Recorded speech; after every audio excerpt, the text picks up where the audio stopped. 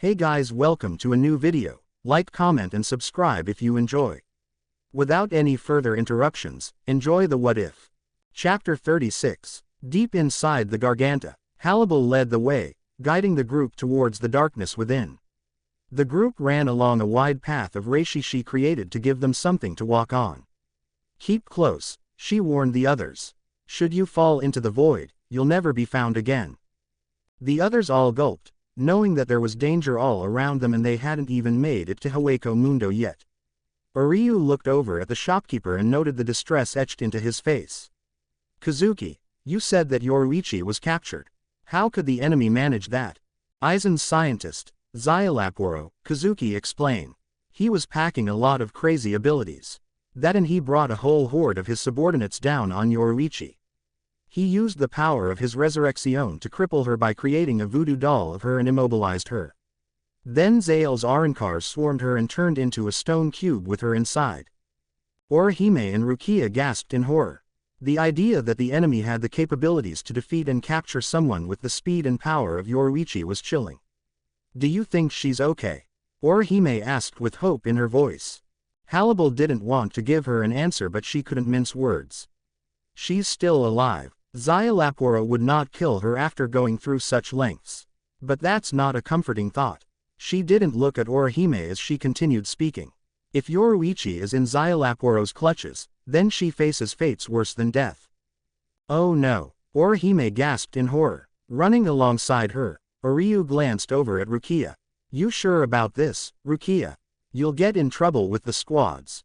Rukia merely huffed. It's a little late to back out now. Besides, how could I just stay in the Soul Society after my captain warned me about the head captain's orders to kill Ichigo? You guys went through hell to rescue me. I owe it to Ichigo to help him rescue his baby. Halibel gave a glance over at Ichigo and found amusement when she saw his expression. Are you okay, Ichigo? Your face is red. Ichigo made sure that Rukia couldn't see his face as he tried to quell the rush of emotions from Rukia's statement. I'm fine, he murmured, his ears burning when he heard Orihime and Rukia giggle. We're here. Everyone held their breath as another tear in the void opened up in front of them. The group jumped out and landed on a desert of white sand. Ichigo looked around as he examined the area. The white desert stretched endlessly into the horizon beneath a black sky, small withered trees panted here and there. It looked like the whole world had been caught in an old photograph. This is Hueco Mundo, the realm of the hollows. Halibel pointed off in the distance. And that is Las Noches. The group turned and stood in awe at the large fortress in the distance. Even from far away it was massive. Kazuki whistled as he looked at the home of the Espadas. Wow, Aizen certainly thinks big, doesn't he? In the beginning, Las Noches was just a large stone floor with a throne. Barragan considered the sky of Hueco Mundo to be the roof of his palace and the canyons in the distance his walls. After Aizen usurped the throne, we built upon Barragan's original palace and created this fortress. Uryu took a few steps forward as he looked at the enemy base. Why did you not get us inside? Halibel shook her head. No, if Lord. She hesitated for a moment and shook her head. If Aizen knows we're coming, he would expect us to arrive right in the middle of it. Then we'd have to deal with all the Espada and the rest of Aizen's forces at once. That and what? Orihime asked, everyone looking at Halibel curiously. Everyone, I would like to ask you to indulge my selfishness for a few minutes. I'd like to speak with Ichigo alone. We have things to discuss. Rukia and Uryu looked at the woman dubiously, but Kazuki gave her a nod. Just don't take too long. Orihime watched Ichigo and his mentor, girlfriend walk several yards away from them. What do you think she wants to talk to him about? Rukia sighed. I have some ideas. If even half of what Aizen said is true, then those two have some real problems to overcome. Ichigo continued following Halibel until they were a sizable distance away from the group. Halibel turned away from him and sat down on the white sand, staring intently at the fortress in the distance. Ichigo, she closed her eyes and felt a cold chill run down her spine. Is he watching us? Is his eye upon us even now? Has it always been that way? Throughout it all, has he really been watching us both from the shadows? She clutched her arms as she tried to finally process what Aizen had said. I don't even know where to start. I know. Ichigo sat down next to her. The couple quietly sat there for a minute, each trying to digest what Aizen had told them. Ichigo could hear the harsh words of Captain Unohana echo throughout his mind. At best you are Aizen's puppet.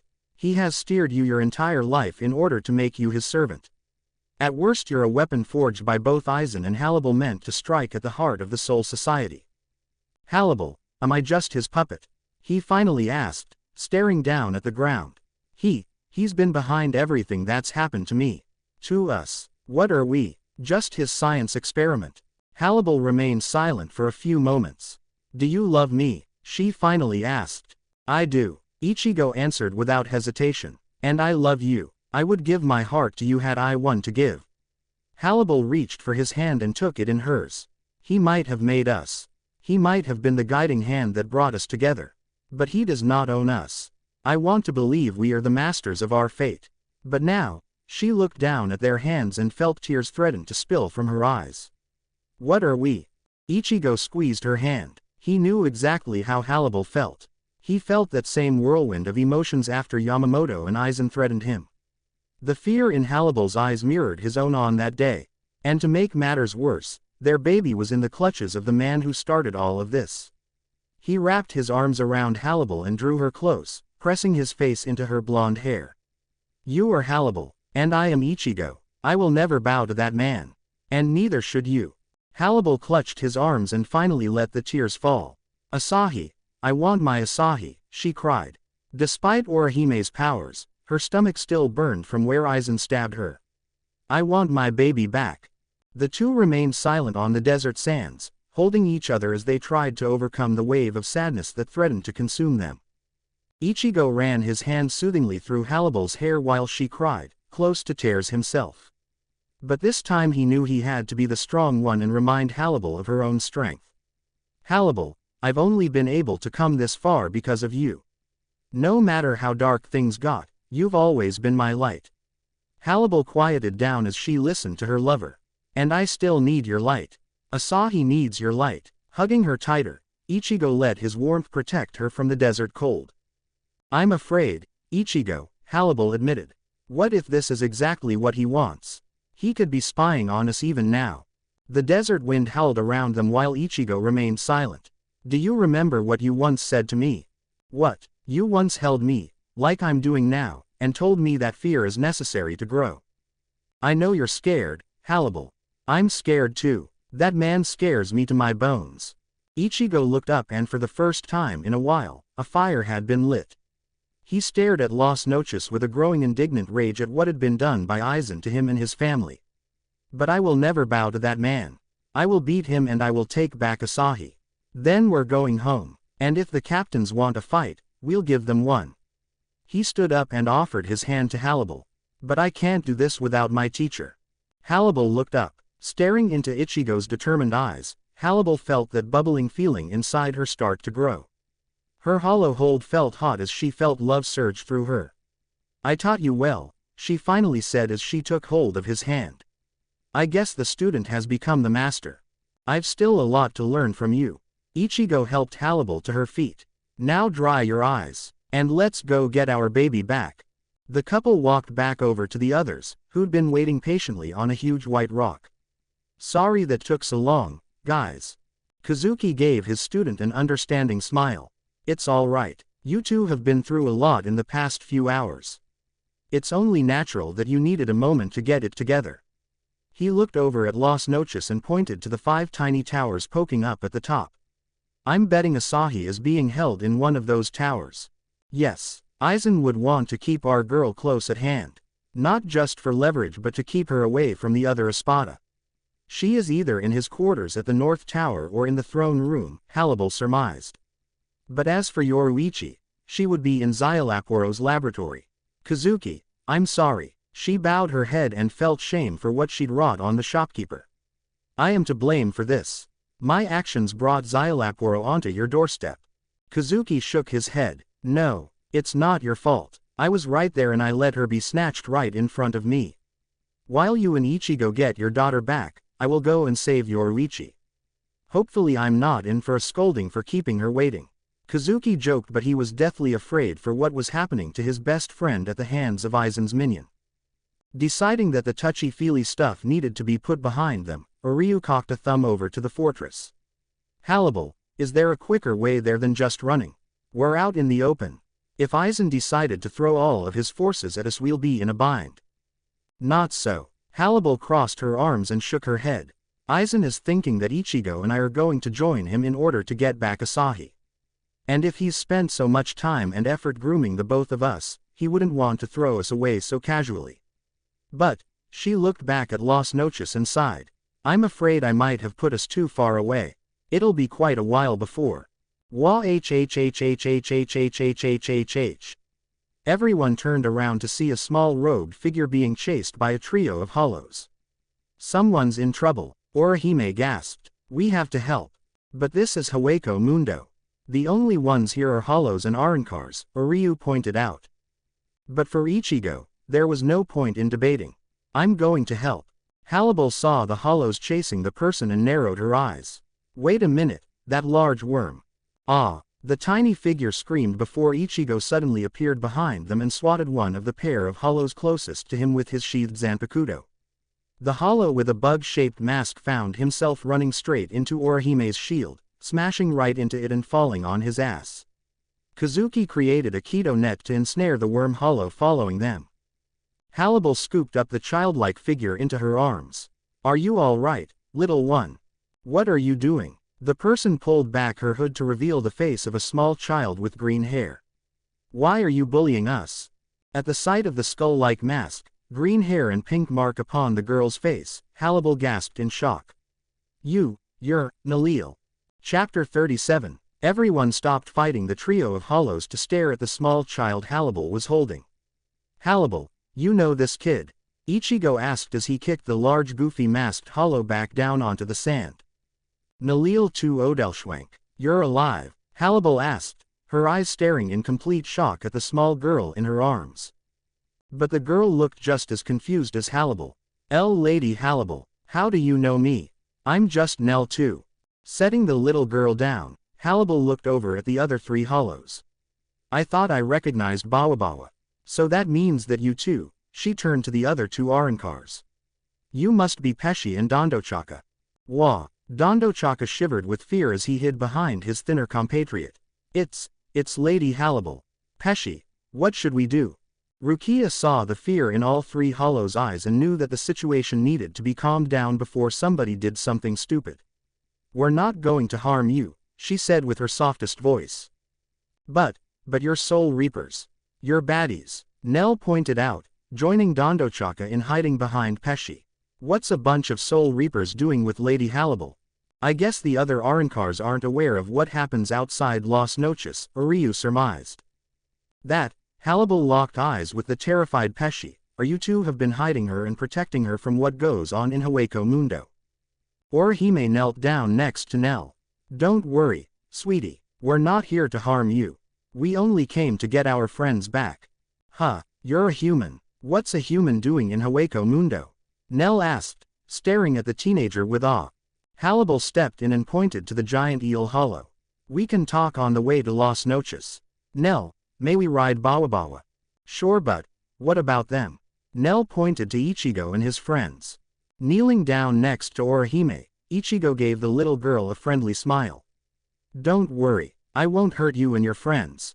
The sincerity in Ichigo and Orihime's eyes won the girl over. Okay. Soon the group was traveling on the back of the trio's pet, Bawabawa. So Halibel, how do you know this kid? Also, why are you on my lap? Ichigo asked, a little irritated at the child sitting happily in his lap. Halibel carefully examined the child, her eyes fixed on the large crack in her cartoon skull mask and the scar that ran along her face. Nell and I have met before I met Aizen. Nell, you truly remember nothing. When Nell shook her head, she turned her gaze to Pesci and Dondochaka. Explain. Pesci and Dondochaka looked at each other before the former sighed. Before we tell you, how do you know Lady Nell? She never mentioned meeting you, not even after. He turned his head when Nell looked at him curiously. It was clear to everyone that despite his face being covered with a mask, the Arrancar had a look of shame on his face. I suppose I should explain. Halibel sat back as all eyes turned to her. Shortly before Aizen saved my life, me and the Trace Bestia heard rumors of hollows removing their masks. While the three were resting, I went out on patrol and encountered a hollow. Like me, he was a Vasto Lord. What happened? Uryu asked. Do hollows of the same class seek each other out? This is Hueco Mundo, Uryu. Here there is one law: devour or be devoured. So what happened next? Ichigo was curious about Halibel's past. His mentor never told him much of her life before meeting Aizen and having her mask removed. We fought and I was found wanting. In the rocky White Canyon, two powerful forces were facing each other. And one was steadily gaining ground. Halibel groaned as she was slammed into the rock wall. The Vasto Lord was small and thin with white and blue armor. On her arm was a sword grafted to it. Halibel had faced many opponents, but she'd rarely ever fought one of her own kind. Her opponent, like her, was of the strongest of the Manos Grande. His black hair was partially obscured by his cowl-like mask. His fists were the size of boulders, covered in black spikes.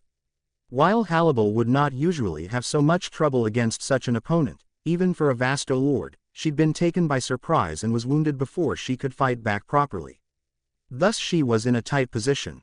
Ha ha ha ha, are you ready? The hollow sneered, licking his lips.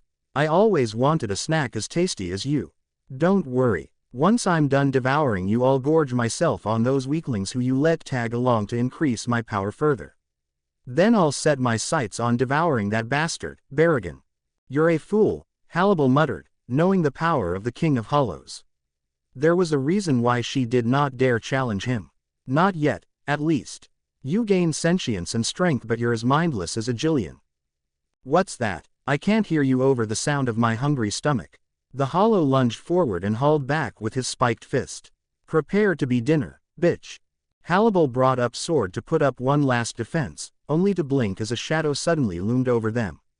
A figure jumped over the canyon wall above Halibel and towards the hollow. Before the hollow had time to realize someone had intruded into their fight, the figure drew her sword.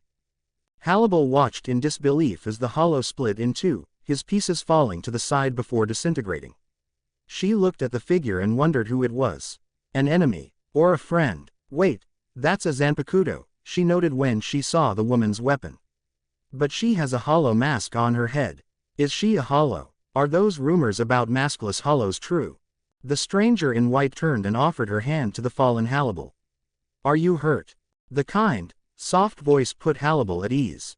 I will live. She took the stranger's hand and was helped to her feet. I am Tyr Halibel. Who are you? What are you? The woman gave Halibel a friendly smile. I am Neliel tu Odelschwank. But you can call me Nell for short. She looked up at the top of the canyon to the large eel-like hollow that had carried her.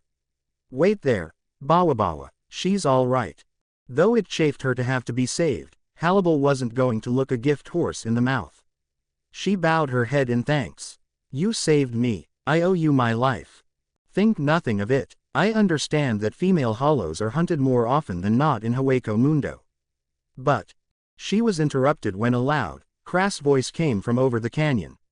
Hey, Neliel, where the fuck are you at? Neliel cursed. Nnoitra, damn it, if he finds you here. She pointed to the open desert at the end of the canyon. Go, flee to safety and don't look back, she said, her tone hushed and urgent. Halibel did not know who this, Nnoitra, was, but she knew she needed to return to her home to recover her injuries. She bowed her head one more time. Thank you, Neliel, I will not forget this. Before Neliel could respond, she took off running, hoping that the Trace Bestia weren't in any danger themselves. It wasn't long after that I met Aizen and joined the Espadas. But by then Neliel was gone. I tried to figure out what became of her, but few of the Espadas cared. Only Nnoitra seemed to know, and he wasn't telling. Who's Nnoitra? Ichigo asked. Even as he said that though, Nell started to shake, as if a bad memory had been stirred with. He placed his hand gently on the little girl's head and patted it, his new paternal instincts kicking in. Pesci answered. He is an Espada. He hated Master Nell with a passion. He despised the fact that a woman was stronger than him and ranked above him in the Espadas. He and Szayelaporro conspired together to try to assassinate her. Their attempt left her as you see her now. Kazuki leaned forward and also noted the crack in the mask. Interesting. I did not think that Arrancar's mask is the core of their spirit energy, but from the looks of it, the injury inflicted might have made her spirit energy leak out, thus shrinking her down. And the blow to her head would have given her amnesia. I'm confused, Nell said, leaning back into Ichigo's chest. I'm an Espada. Thankfully Ichigo's kind smile and his gentle hand kept her calm. She looked up at Ichigo but didn't see the eyes of her enemy. Ichigo looked at the child and didn't see an Espada. And if there was one thing that Halibel demonstrated, it's that not all Arrancar were evil. If Nell had saved Halibel, then he considered Nell to be a friend too. You are. And you are my friend, Halibel said with a smile behind her mask. Urahime. Yes. Can you restore Nell's mask? Uryu narrowed his eyes. Are you sure that's wise?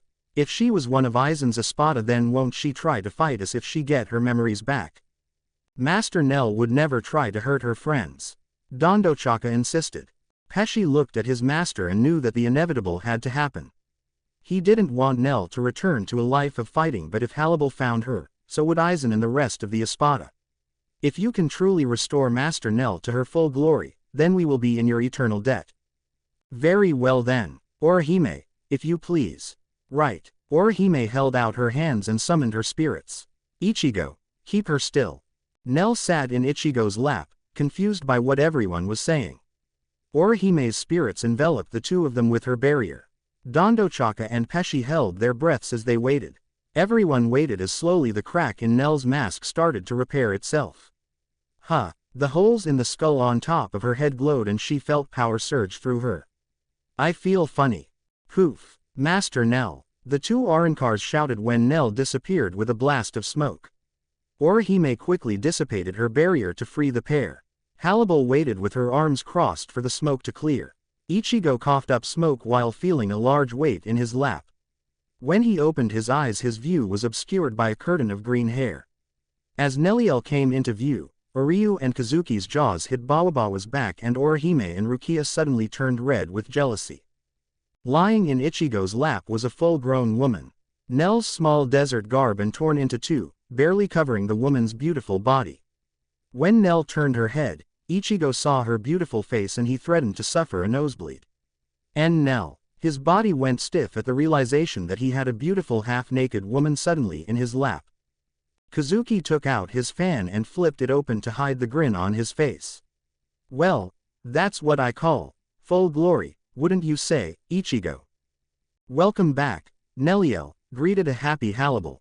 Meanwhile, Las Noches. Aizen sat at the head of the table with Jin and Tosen flanking his sides. In front of him were the remaining 8 Espadas. Good afternoon, everyone, he greeted like he was just a businessman ready to discuss the next quarter.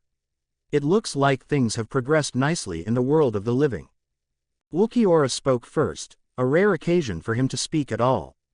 Lord Aizen, what of Tear Halibel and Ichigo Kurosaki? They did not arrive at Las Noches like we anticipated. No, they did not.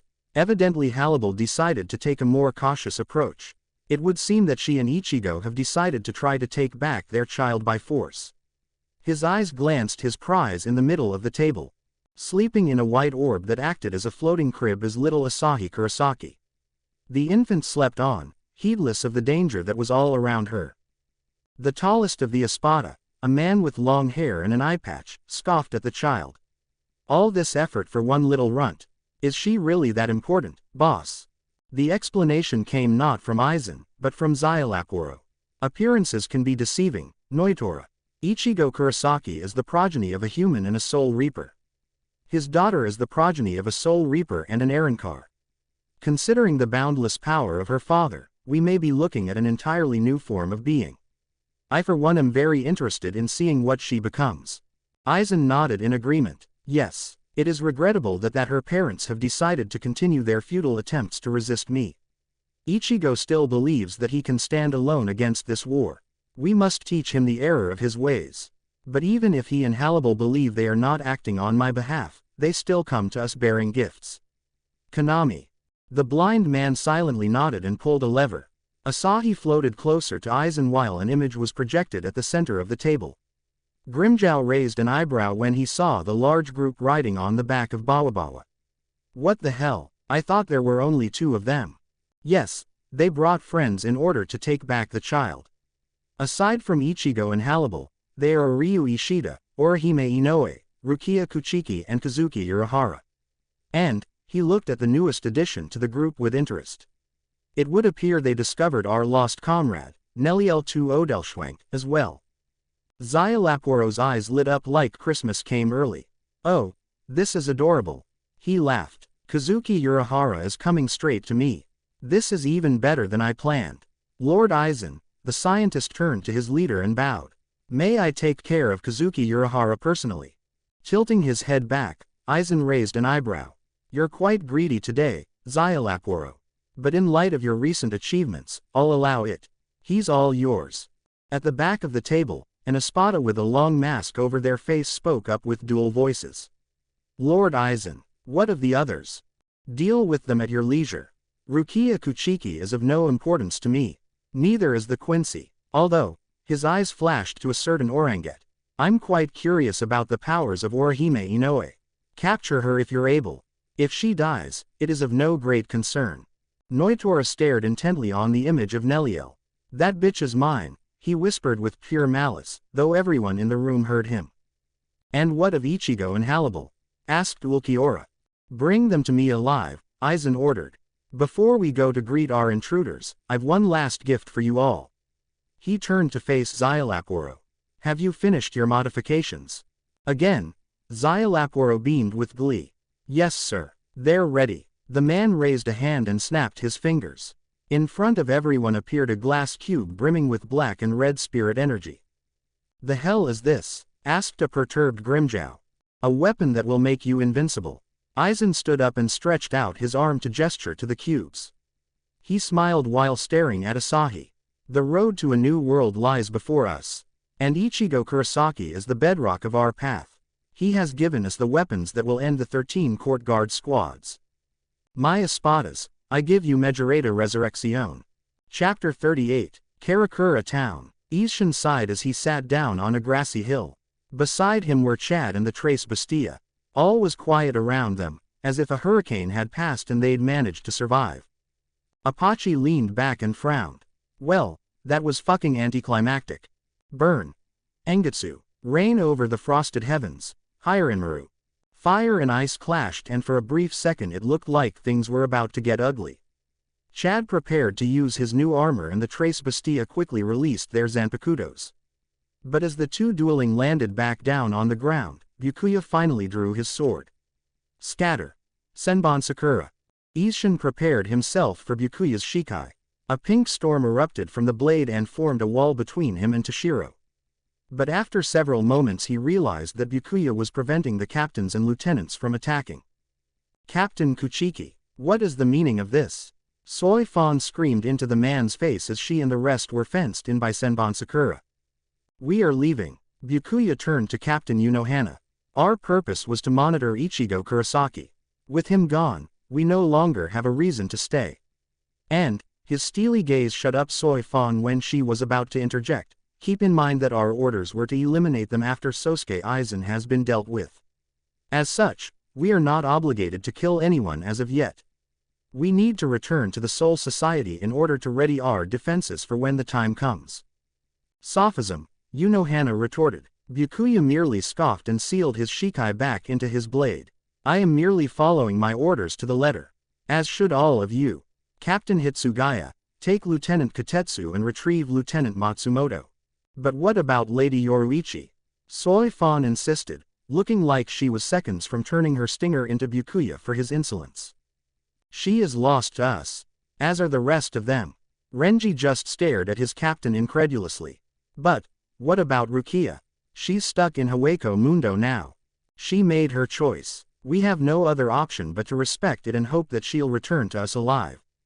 Toshiro came back with a Zane. In the woman's arms was Rangaku, unconscious from her injuries. The young captain looked at Ichigo for a moment before staring down at the ground in shame. Ichigo, I don't. Ichigo sighed and sheathed Angetsu. I know you had no hand in the decision, Toshiro. Unlike some people, he glared at the other 3 captains with disdain. Stay away from me and my children. As you wish, Captain Unohana said, putting Minazuki back into its sheath. We had no reason to harm you or your daughters. But Isshin, you have to see things from our point of view. You were a captain yourself. You know how much of a danger Ichigo is. I have faith in my son. And I know my granddaughter is a normal human. You lie, spat Soy Fawn. You'd say anything to appease Hitsugaya. Of course your granddaughter is a hollow wearing a human shell. The woman stopped her ranting when Isshin's spiritual pressure flared with hot intensity. Omaeda cowered from the strong pressure, worried his captain was going to get him killed. I'm known to be a lot of things. But nobody calls me a liar and goes to bed happy, Isshin growled, ready to redraw his sword again. I've had it up to here with your insults, you spiteful bitch. Leave, and tell your head captain to don't come back. Unohana knew they needed to go before Soy Fawn provoked another confrontation. She stabbed at the air and opened a senkaimon. Goodbye, Captain Shiba, I am sorry things turned out this way. Just go. The Soul Reapers left one by one. Finally Toshiro took one last look at Shiba, a tear running down his cheek before he walked through, his head hung in shame. The door closed behind him, leaving the remaining 5 defenders of Karakura town alone. Chad sat down next to the Trace Bestia. It's better this way. I've fought a captain back in the Soul Society. They are as tough as they come. So are we, huffed Apache. So what now? Should we go join Master Harribel? Mila Rose shook her head. We should remain here and protect Karakura town for the time being. We'd only get in the way. Chad looked over to Isshin, who sat away from everyone. His face showed a man lost in thought. Chad got up and sat down next to him. What should we do? Chad asked. The Trace Bestia can open up a garganta. We can go after Ichigo and help him. I need to remain here. If he can't kill Ichigo, Yamamoto might try to have Yuzu and Karen die in his place. What about Ichigo? Isshin turned his head and looked Chad in the eye. I have faith in my son. He'll be back with his friends and Asahi. Meanwhile, outside Las Noches, all eyes lay on the buxom bombshell that sat on Ichigo's lap. Nell blinked as one by one, her memories came back to her along with her full strength. Halibel, she murmured, finally remembering the Espada. Nell, I must. Thank you. Nell leapt off of Ichigo and gave Halibel a big hug. Thank you so much. Heard. Halibel's eyes went wide as she felt the bone-crushing embrace of her friend. You're welcome. Ichigo and Orihime became alarmed when they saw Halibel's face start to turn blue. Miss Nell, maybe you should Orihime squeaked when Nell gave her a hug too. Thank you so much, Orihime. I never knew humans could have such powers. You're such a nice person. After Orihime it was Ichigo's turn to turn blue in the face. Thank you so much, Ichigo. She said, running a hand through Ichigo's hair while she hugged him, her barely concealed breasts pressing into his chest. But, I didn't do anything, Ichigo sputtered before she finally let go. Sorry, I forgot to mention she can be a bit huggy, Hashi said, though he was overjoyed to see his master back. Halibel sat down next to Ichigo. You alright, Ichigo? I'll live, maybe. But tell me, is that a Zanpakuto in your pocket or are you pleased with Nell's wardrobe? Halibel teased. Oh come on. Uryu pushed his glasses up and fought the blush on his face. I don't suppose while we're in Hueco Mundo we should find Nell a supply room for clothes. She can hardly walk around with those rags. I'll manage, Nell shrugged. And don't worry, you can just call me Nell. You guys are my friends. Halibel stood up. The Espada and her predecessor looked at each other. Nell, there are a great many things I want to ask. But we are pressed for time and I will be blunt. I am rebelling against Lord Aizen. She put a hand on Ichigo's shoulder. This young man is my student and, her cheeks began to turn pink as she said the words out loud, my lover. We have a child together. Aizen has taken that child. But not only that, a good friend of ours was kidnapped by Szayelaporro. We aim to take back what is ours. Halibel looked across the desert to the looming fortress getting closer by the minute. Nell, I have paid my debt to you. You do not need to risk your life for my sake. Aizen does not take to betrayal well. You do not have to fight with us should you choose. I will not even blame you if you wish to stop us and. Nell put a finger to Halibel's lips. After Halibel went silent, The brunette hugged her. You are my friends. You came to my aid when you thought I was in danger. And you helped me regain my memories and my strength. Of course I will help you. But, what about? Lord Aizen let Nnoitra and Szayelaporro do what they did to me and neither of them were given any punishment. And even if he forgave me for helping you, the Espadas won't. Of course I'll help you. Harribel wrapped her arms and hugged her back. Thank you. The two women sat back down, Harribel next to Ichigo and Nell next to her fractions. While Pesci and Dondochaka spoke quietly with Nell, Ichigo looked at the brunette and felt a sense of déjà vu. The way Nell acted and spoke, her kindness and warm friendship, were very similar to Harribel. An elbow poked his side. Don't be getting any ideas, Harribel warned. Your bed only fits two. Kazuki and Uryu enjoyed the way Ichigo's face turned red. Even Rukia and Orihime giggled as he tried to defend himself. Still, with the threat of the Espadas growing closer, Rukia spoke up next. Harribel, can you tell us more about the Espada? Who are they and what are their powers? You're right. You need to be prepared for what's coming. Harribel held up 3 fingers. As I've told Ichigo and Kazuki privately, Aizen's army is bigger than what you might imagine. In addition to the Espadas and the Numeros, there are also the Privern Espadas to worry about. Orihime tilted her head, not understanding what she said. Privern Espadas. They are Espadas who have been demoted of their rank. Mostly they are the Espadas from the previous generation before Aizen gained the Hogyoku. Even though they are demoted, they are still formidable fighters in their own right. After that, you have the Espadas themselves. Thankfully with Ichigo trapping Baragon in the precipice world and letting him be devoured by the cleaner we only have to deal with 8. But that doesn't lessen the danger. She started counting down from the top. Yami will most likely not be participating. He is both the strongest and weakest of the Espadas, she explained. His powers are tied to his rage. And he requires much food and rest before he can release his Zanpakuto. For the moment, I do not think we will have to deal with him, but the longer we remain the less of a chance that will seem. Aaroniero, on the other hand, is the beginning of our troubles. He hides his face behind his mask. I actually saw him without it once. The woman couldn't help but bristle. I don't know what he is, but that face was repugnant. He is the only one of us who still feeds off of hollows. He's devoured countless in order to further his own powers. And if his claims are correct, he can use all the powers of those he's devoured. Harribel turned her head to Kazuki. I believe you're already familiar with Szayelaporro. He is Aizen's resident scientist. He's a sick man. He's not the first scientist we've come across to be twisted, noted Uryu, reminded of a certain blue-haired Hueco. His powers are already known to you. But Kazuki, I will warn you now. He knows you're coming, and now that he's already fought you, he will take safeguards to keep you from fighting at your full strength. Kazuki was thankful for the concern and gave her a knowing smile. Don't worry about me, I still have a few tricks up my sleeve. Zamari claims to be the fastest of the Espada, and from what I've seen there's little to refute that claim. He can create quasi-clones of himself and his released state has the power to rob someone of control over their own bodies. She turned her head to Ichigo. Grimmjow, on the other hand, doesn't use any tricks. He is, to be blunt, an engine of destruction. His Resurreccion, Pantera, allows him to become a true beast in battle. Sounds a lot like Nnoitra, Nell noted. Nell, just who is Nnoitra?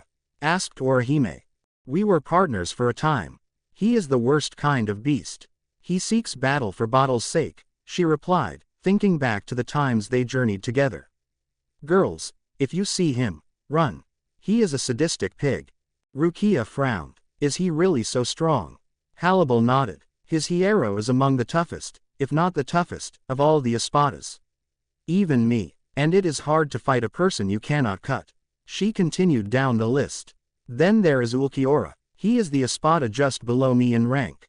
His Resurreccion, Murcielago, turns him into a bat-like creature. The man is incredibly loyal to Aizen. Do you think you can take him in a fight? Ichigo asked. Perhaps. I have never engaged him in one-on-one combat, so I do not personally know the full extent of his strength. What I can tell you is that he can also use a black Sero. In fact, she looked over at the blade on Ichigo's back. When I saw your Bankai's version of the Getsuga Tensho, I was very much reminded of it. So, with Barragan out of the way, that only leaves one left. Kazuki leaned forward inquisitively. Who is Espada number 1? Stark. Actually, he looks the most human out of all of us. Do not be lulled in by his lazy attitude. If he were to actually get serious, then there would be no greater threat. But truth be told, he is only one half of top Espada. He and his Frashion, Lilinet, combine to make the strongest Espada. He is the only Arrancar here to use guns. Guns? Rukia questioned. But guns can't hurt Soul Reapers. Not if they fire Ceros. Nell looked up. We're here. The group reached the wall to the outer wall. One by one they hopped off of Bawabawa's back and watched as the eel-like hollow leapt into Dondochaka's mouth for safekeeping. Kazuki examined the wall. Looks breakable enough. Aizen didn't bother to make it out of Seki rock. What enemy besides us would be foolish enough to invade? Halibel drew her sword. Nell, let's do this together. Nell, with her regained Zanpakuto in hand, nodded and unsheathed her sword. Let's. Halibel glowed yellow and Nell glowed pink as they swung their swords, shattering the wall. All right, everyone, let's go. The 9 ran into the dark corridor, bracing themselves for whatever may come. Where is everyone? Uryu asked after running for several minutes. Somebody had to have heard the wall come down. If I were to guess, I'd say Aizen wants us to come to him. He's spent so much time developing me and Ichigo, he would not just do away with us just yet. Continuing to run, the group found themselves at a large room with 5 separate corridors. Which one should we take? We should split up and try them all, Rukia started. No, Halibel adamantly shook her head. Even Nell and Ichigo agreed in unison. This is not the time to be dividing our forces.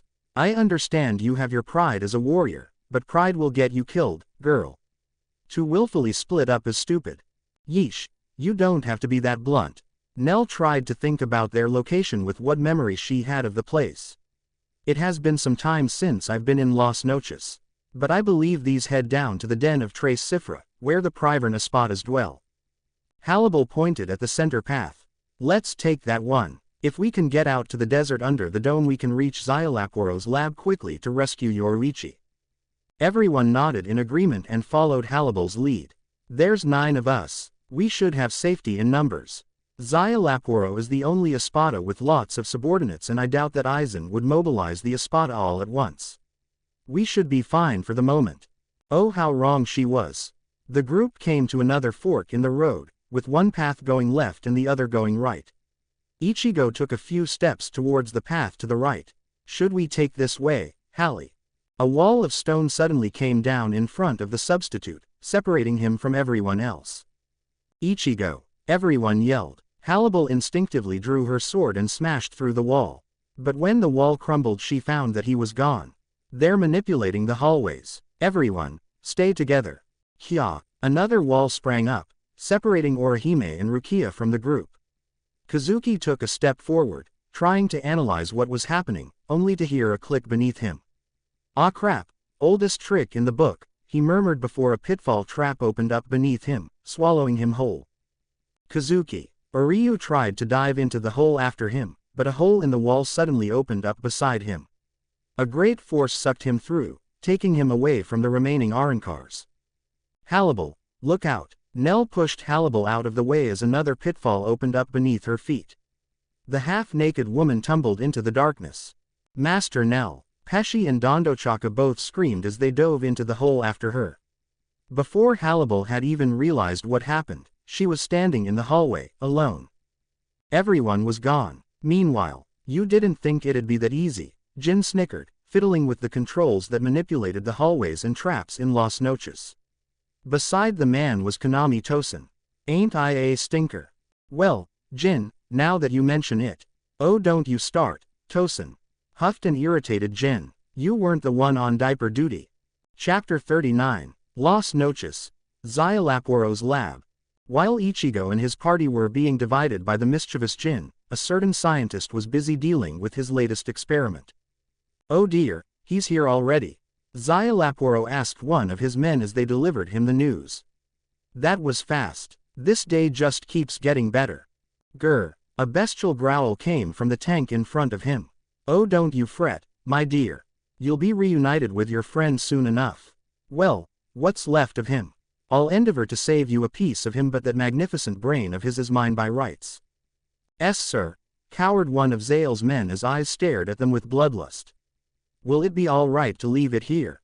Of course, she's not going anywhere. For the moment I'll leave her in the oven. I'll introduce her to Lord Aizen once she's just about ripe. Who knows? If this business with Ichigo Kurosaki doesn't pan out, she could come in handy as a new weapon. Not an Espada. She's far too volatile to maintain rationale anymore. No doubt that the strain of her recent changes has taken her sanity. But that is for the future. Come, let us go greet our guest. Szayelaporro turned and left, leaving the creature in the tank, his small round minion following behind him. The creature in the tank watched them leave before pressing a clawed hand onto the glass. Meanwhile, Las Noches, under the dome. The hapless Quincy tumbled out of the hole and was dumped out hot sand. When he realized that he was seeing sunlight, he looked up and found himself staring at a blue sky above. What the? Wasn't it night just a minute ago? Sitting up, he found himself in another desert. But he quickly remembered what Harribel had told them about Las Noches. So this is the dome. I wonder why Aizen would bother making sunlight in a space like this. You have far greater things to concern yourself with, intruder. The low, menacing voice came from nearby. Standing on top of a sand dune was an Arrancar with a cow skull mask on its head. Standing at attention behind him were a phalanx of Arrancar men with skull masks of their own. And who are you? Uryu asked. We are the Exequias. Darkness just seemed to seep from the blank, empty eyes of their leader.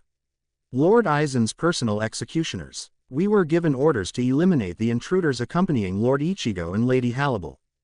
Lord Ichigo. Uryu's brow furrowed. Ichigo isn't on your side. Ichigo Kurosaki is one of us. He simply does not realize it yet. Lord Aizen has made it clear that he is to be taken alive for re-education. You on the other hand, the man drew his sword, are to be eliminated. Uryu pulled out his pendant and revealed his new bow. What makes you think you're any match for a Quincy? You aren't even an Espada. What makes you think the last stripling of an extinct race is a match for those given power by Lord Aizen? The man held out his sword and gripped it tightly. Enjoy the sunlight that Lord Aizen created. It will be the last sun you will ever see in this life. Grow. Arbola. Meanwhile, Kya, screamed Orihime and Rukia as they tumbled out of the hole, landing in the middle of another hallway. Are you okay? Rukia asked as she sat up.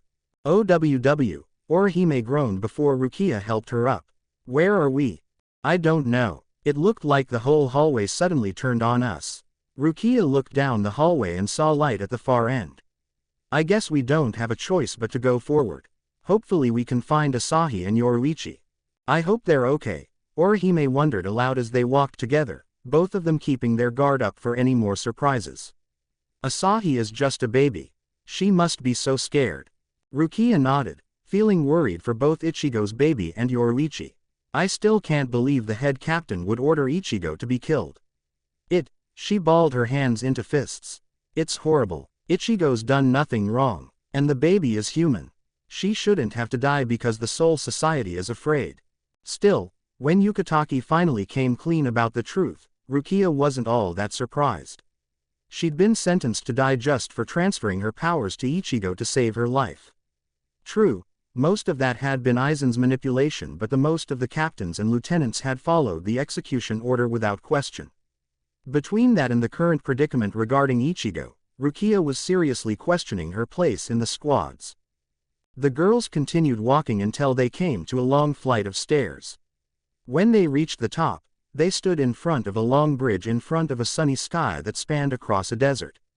This must be the dome Harribel talked about, Orihime noted, looking around. Wonder what's in there. Rukia pointed to the large building that the bridge was connected to. Would you like me to explain, ladies? Came a voice behind the girls. They whirled around in alarm, only to find the person responsible behind them again and walking across the bridge towards the building. Come with me. The masked Arrancar continued walking towards his palace. The girls were both frozen with fear. They recognized who this Espada was based off the mask he wore and knew that they'd been caught by the Espada. Should we run? Orihime asked worriedly. No, they can manipulate the hallways again and lead us right back to him. We don't have a choice but to follow him. Don't worry, she gave Urahime a brave smile. There's 2 of us and only 1 of him. And we've grown stronger from our training. So certain are you, Rukia? The Arrancar asked, now halfway across the bridge. Standing there won't get the baby back. How do you know my name? Rukia demanded. Cautiously she and Urahime made their way across the bridge to follow the Arrancar. You'll find that I know a great many things, Rukia Kuchiki. Urahime blinked in confusion. He sounds like 2 different people. I wonder what's wrong with him. Following the Arrancar inside, Urahime and Rukia braced themselves as the doors shut behind them, leaving them in the dark. Already Urahime put her hands to her hairpins and Rukia kept a hand on her zanpakuto. I hope you don't mind the darkness. I don't like the light, the Arrancar said, his back still to the 2 girls. Allow me to introduce myself. Huh, his voice changed again, Urahime thought to herself as the Arrancar turned around and began to remove his mask. When the face became clear, the 2 girls gasped in complete shock when they recognized the face, albeit with different reactions. Ichigo, Kyan. Meanwhile, 3 Arrancars screamed as they tumbled through the darkness. Finally a hole opened up and they spilled out onto the floor. Thankfully Nnoitra landed first, saving Nell and Pesci the indignity of being crushed by his heavy weight. Are you 2 all right? Nell asked. I'm fine, Pesci coughed. Dat hurt. You okay, Nnoitra? Nell asked as she got off of him. I'm fine, Master Nell. The 3 looked around and found themselves in a large room, almost as big as Aizen's audience chamber. Nell gripped her sword tightly as she stepped forward, her senses sharp enough to detect 2 presences with them. Nnoitra, she called out. I know you're here. She wasn't dumb. If there was anyone who would willingly confront them, it was her old rival. From above the trio, Nnoitra's voice came from the dark. Well, long time no see, Nelliel. Looking up, Nell stared at Nnoitra and his Frashin, Tessera. Sitting on a balcony overlooking the 3, Nnoitra Gilga grinned like a Cheshire cat as he leered down at his former comrade. Nice to see you again, Nelliel. The Espada raised an eyebrow when he noted how her mask was no longer shattered and the scar on her face wasn't present. How'd you fix your wounds? Nobody in Hueco Mundo should be able to do that. Nell kept quiet. She didn't want to reveal that it was Urahime who had been responsible for her regaining her form and memories. Urahime's powers were unlike anything she'd ever seen. If Aizen learned of her gift and tried to get a hold of her, it wouldn't be pretty. I see you're still the same beast as before. And I see you're an even bigger slut than before. He sneered when he saw the torn rags Nell wore. Or were you trying to seduce your new friends? The 2 rivals locked eyes. Behind her, Nell's Frashin shivered as the tension in the room grew. Pesci looked at the number on Nell's back and prayed that his master was still worthy of the rank. Nell slowly drew her sword and tossed the sheath aside. Nnoitra, I am here to rescue Halibel and Ichigo's baby. Where is she? Oh, so your friends helped you out and now you want to rescue the little brat. How touching. Nnoitra cocked a thumb to the exit behind him. Lord Aizen has her. He's not the brat out of his sight though. Too bad you're not going to be able to reach him. Wanna know why? Nnoitra stood up and picked up his huge scythe weapon. Because I'm going to finish what I started right now. I don't care about the Halibel, her brat or her boy toy. All I care about is you dead at my feet. He grinned from ear to ear and put a hand to his hollow hole on his head.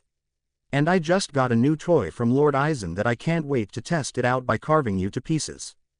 You'll lose, Nell warned. You only bested me the last time because of Szayelaporro's help. I'm still Espada number 3. Not anymore. Your new BFF Halibel has that title. And the number on your back doesn't squat. Because I'm stronger than you. Tessera, deal with the trash. The blonde Arrancar nodded and silently drew his sword. Pesci and Nnoitra shivered in fear from the look the man was giving them while Nell braced herself. Time to settle the score, Nelliel. Nnoitra grinned from ear to ear and leapt off the balcony. His weapon collided with Nell's, the ground shaking as the Espadas began their battle. Meanwhile, Halibel walked down the hallway with her sword in hand. She glanced at the shadows around her, wondering who might be lurking behind them. With every step though, her fear turned to burning anger. Was Asahi the end goal all along? Did he save me just so I could fall in love with Ichigo? My feelings for Ichigo have not changed.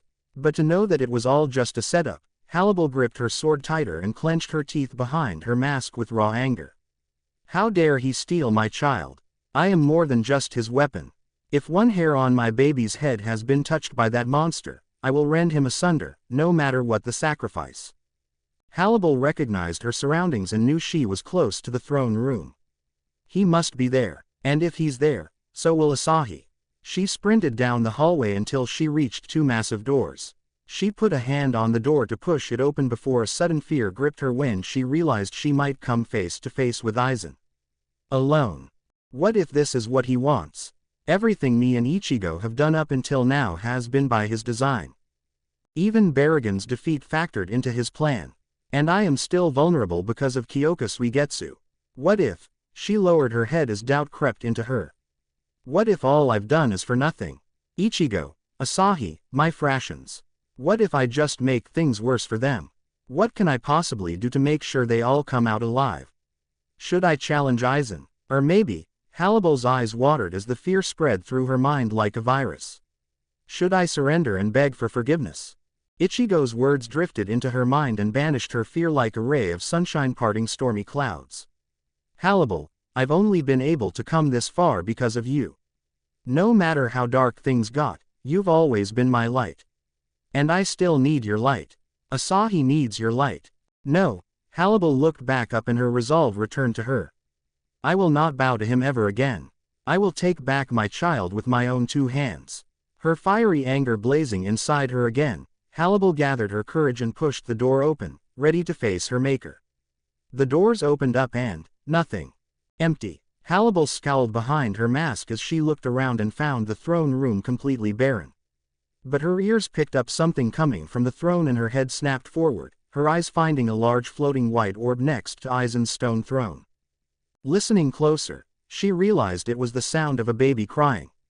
Asahi. With a burst of sonido, Halibel rushed to the baby. She sheathed her sword and looked into the crib, breathing a sigh of relief at the sight of Asahi. Don't worry, sweetie, mommy's here. She reached to pick up the child, only for her hands to go right through the girl, revealing it to be a hologram. What? A hand touched her shoulder and she felt hot breath touch her ear. You know, I truly can't believe you fell for that, growled Grimmjow. Guess you've gotten soft. Mama. Halibel's head turned slowly and her eyes were burning with rage from the trick. Where is my baby? Grimmjow merely grinned, a sash covering up the hollow hole on his stomach. Oh, I'll take you to your kid, after I beat the living hell out of you and kill the rest of your friends first. Drawing her sword again, Halibel swung hard. Grimmjow. Meanwhile, Ichigo had been running down the hallway at full speed. The wall had come down to separate him from his friends. He'd blasted a hole in the wall but found nobody on the other side. Obviously the enemy could manipulate the hallways and now Ichigo was isolated. Feeling Halibel's spiritual pressure surge, Ichigo came to a screeching halt. Halibel. He could sense that his mentor was angry. He could also feel Nell and Uryu start to battle too. Damn it, I need to find Asahi now. As you wish. Ichigo's head snapped forward. At the end of the hallway was a long flight of stairs. And at the top of them stood an Aaroncar with bone-white skin and a mask fragment on the side of his head. The man stared at Ichigo with deep, emerald eyes. Drawing Zangetsu, Ichigo put up a defensive stance. Identify yourself. I am Espada number 4, Ulquiorra. When he saw Ichigo's expression twitch with recognition. I see that Tear Halibel has told you about me. Good. That makes this easier. Ulquiorra's head turned sliding in the direction of the woman. I see Grimmjow decided to ignore our warnings and engage her directly. I warned him to leave it to Stark. Regardless, the ivory Espada turned back to Ichigo. I am here for you. Where is Asahi? Ichigo demanded. Slowly Ulquiorra descended the stairs. She is currently with Lord Aizen. He has her under his protection so that none of the other Espada can harm her. He continued to walk slowly towards Ichigo, who was unnerved by how nonchalant the man was being. I am here to bring you to your daughter. I am here under orders to escort you to Asahi Kurosaki and Lord Aizen. Ulquiorra's eyes narrowed as he held out his hand. Are you going to come with me? Or not? Chapter 40. Las Noches. Aizen's quarters. Several images flashed along the wall, surveilling Las Noches' invasion by Ichigo and his friends. Aizen sat in his chair, watching it all go down with interest. Beside him slept Asahi in her floating cradle, her needs attended to earlier by an Arrancar attendant. Aizen watched as Rukia and Urahime followed Aaroniero into his palace and reveal his identity to the two girls. It amused him to see Rukia's and Urahime's reactions, wondering how they'll deal with this development. His eyes turned to Halibel and Grimmjow fighting it out in the throne room. For the moment, Halibel was winning, overwhelming him with her full fury. Considering that Halibel was number 3 and Grimmjow was number 6, it didn't surprise Aizen. However, he knew that Halibel was in for a rude awakening once Grimmjow revealed Aizen's gift. Then she would realize that all of the remaining Espada were beyond her now. As his attention turned to Ulquiorra conversing with Ichigo, a voice came from behind him. Well, things are getting hectic. And here I was hoping Ichigo and Halibel were going to join us willingly now that we have their precious bundle of joy. You and I both knew that they were never going to bend so easily, Jin. The foxy rogue walked up beside him and watched the entertainment unfold. They're both far too stubborn. Ichigo shares that with his father. And Halibel's regained humanity has made her more defiant. But it matters little, in the end they will yield to me. Did you make her that way purposefully?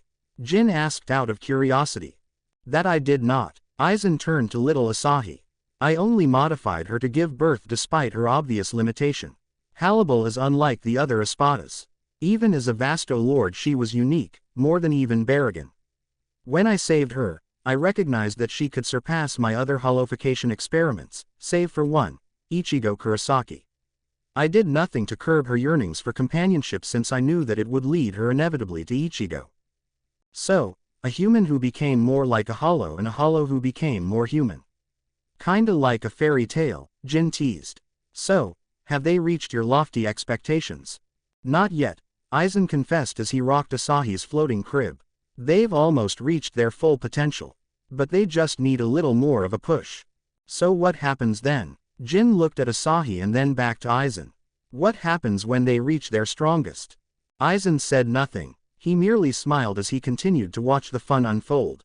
Meanwhile, with Urahime and Rukia, staring at the face of the Espada, both girls were in a state of shock. Even in the dark room they saw his face as clear as day. Urahime saw the face of an older Ichigo, only this man had normal black hair as opposed to Ichigo's unnatural orange. Rukia, on the other hand, saw a different face. Kyan, Rukia muttered, taking steps towards the face of her former lieutenant. All in one moment the memories of that horrible night came flooding back to her. Kyan, is that really you? Urahime saw the distress on Rukia's face as she approached him. Answer me, is that you, Kyan? The serious face on the man broke and he gave a smile. It's been a long time, Rukia. As Rukia stood there in disbelief, he merely shrugged. What? Don't give me that look. Come on, it's everyone's favorite lieutenant. You should be happy to see me. Kyan looked over at Urahime and gave her the same friendly smile. Hi there, you must be Urahime. Nice to meet you. The Oranget was in the same state of confusion that Rukia was in. During their training Rukia had confessed about what happened to her lieutenant, Kyan Shiba, and about the night that Rukia had been forced to kill him. She'd mentioned the resemblance to Ichigo before, but this person looked almost identical to her friend. Looking over at Rukia, she saw her become relaxed, her eyes showing her reassurance. Kyan walked over to a curtain and reached underneath it to pull out 3 purple cushions. He tossed 2 of them over to the girls. Sit down. I've got loads to tell you. After the 3 became seated, he gestured to the walls. Sorry about bringing you into the dark room. That dome is Aizen's creation. Everything the light touches he can see. That's why I brought you 2 here so that he can't hear us. Kyan, how are you here? Rukia demanded to know. That night. Sighing, Kyan grimly nodded. That night, yes, I died that night. After you brought me home to my brother and sister, my body disintegrated. The hollow that took over my body was one of Aizen's holification experiments. It was designed to be destroyed and come back to Hueco Mundo every time it dies. But this time, since it had hijacked my body, I went along for the ride. Except this time when it reformed, my mind was in control and not his. So in other words, his face turned jovial, my iron will was something they hadn't counted on. Rukia gaped at how casual Kaien was being. Lieutenant Shiba, why are you joking around? This is serious. We don't have much time. The man crossed his arms and nodded. I know. Your friend's baby. I saw her back at the Espada's meeting. Aizen watched over her like a hawk. Anyway, to continue, as you can no doubt tell, I got my body back. I killed one of the Espada and took his place. Kaien, Orihime asked sheepishly, what does Aizen plan on doing to Asahi? The happy face Kaien wore melted as he stared at Orihime. He plans on accelerating the baby's growth. In no time at all he'll turn Halibel's daughter in a grown woman. Once that's done he'll bring out her hollow power. He wants to fuse the baby and her mother together. What? Orihime and Rukia both gasped in horror. Think about it. Hollows are incomplete beings. Taking off their masks lets hollows gain human form and powers similar to a soul reaper, but they are still incomplete. So Aizen wishes to take an incomplete being and give her something that has what she never will, a heart. And a hollow with a heart, that scares me. Rukia thought about it. Yes, that makes sense. Aizen would do something like that. After all the hell he's put Ichigo and Halibel through, I can believe that. Orihime, on the other hand, said nothing. She looked at Kaien and slowly her expression became more and more concerned. Kaien looked at Rukia, his face showing determination. I've been biding my time amongst the Espadas. And now that you're here, we can finally carry out my plan. The man stood up and turned away from the pair. Let's move. We'll get Aizen's attention and you can secure the baby. Yes, sir. Rukia leapt up with a face full of hope. She was so happy to serve Kaien again, to redeem herself for murdering him. Which was why it hurt Orihime so much as she put a hand to her hairpins. Santen Keshun. Kaien whirled around, his Zanpakuto pointed squarely at Rukia's face. However, his sword never reached his target, blocked by Orihime's shield. Rukia stood there, confusion and betrayal etched into her face when she realized that Kaien had tried to kill her and that Orihime had stopped him. What? Damn, Kaien looked past Rukia and raised an eyebrow at Orihime. Now why did you do that? I don't know who you are, but you are no friend of Rukia's. Orihime shouted in anger. Oh, but I am. But have you forgotten that Rukia killed me? Kaien pointed his sword at Rukia. Don't I have the right to avenge my own murder? Orihime shook her head. No, Rukia told me all about Lieutenant Shiba. She told me he was a kind man. That he was a good, understanding person. I've never met Kaien, but I know that he would never blame Rukia for what happened that night. I don't know who you are, but you're not Kaien Shiba. Kaien, or the man claiming to be Kaien, scowled at the human. So what? You don't think I'm Kaien just because I'm a little miffed at being stabbed? He turned to Rukia, who looked at him apprehensively. Rukia, it's me. Don't you feel responsible for my death? Rukia hung her head, feeling torn. She did feel responsible for the death of Kaien Shiba. She would never be able to move on from the shame. And this man didn't just look like Kaien. He felt like him too. His attitude, his mannerisms, his voice. It reminded Rukia of better times. Despite what Orihime said, Rukia truly believed that this was Kaien. Orihime, he's right. No, this is not your friend, Rukia. Now many people tended to look down on Orihime, thinking that she was just a pretty face and nothing else. And while her creative imagination and ditzy behavior certainly didn't help that opinion, Orihime Inoue was not stupid. Because while Rukia was enraptured by Kaien's presence and the momentary hope that she hadn't killed her lieutenant, Orihime realized that nothing this man said added up. But more than that, she had been thinking about what Halibel had said on the way to Las Noches the moment that Kaien took off the mask. Aaroniero, on the other hand, is the beginning of our troubles. He hides his face behind his mask. I actually saw him without it once. The woman couldn't help but bristle. I don't know what he is, but that face was repugnant. Rukia, remember what Halibel said? That she saw what the masked Espada looked like underneath his mask. Orihime pointed her finger at Kaien, who scowled back once he caught her meaning. He looks just like Ichigo. Why would she think he looked repugnant? I simply used a Kido spell to disguise my appearance, Kaien said matter-of-factly. Do you really think I'd walk around and sit at a table with a bunch of Arrancars who'd tear me to pieces without something to hide my identity?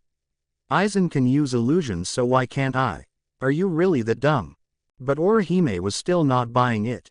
Then why didn't Halibel say anything about the sunlight being watched?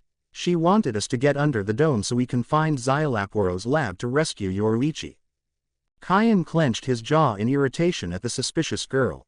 After Halibel ran away from Hueco Mundo, Aizen wanted to make sure that nobody else flew the co-op without him knowing. So he redesigned the dome to be able to surveil everything the light touched. But they split us up in the hallway. They knew where we were before we even made it to the dome. Rukia, she turned to her friend with pleading eyes. That's not Kaien. Everything he's saying is a lie. The torn Rukia looked back and forth between Urahime and Kaien, not sure of who was telling the truth. Everything that Kaien said did make sense.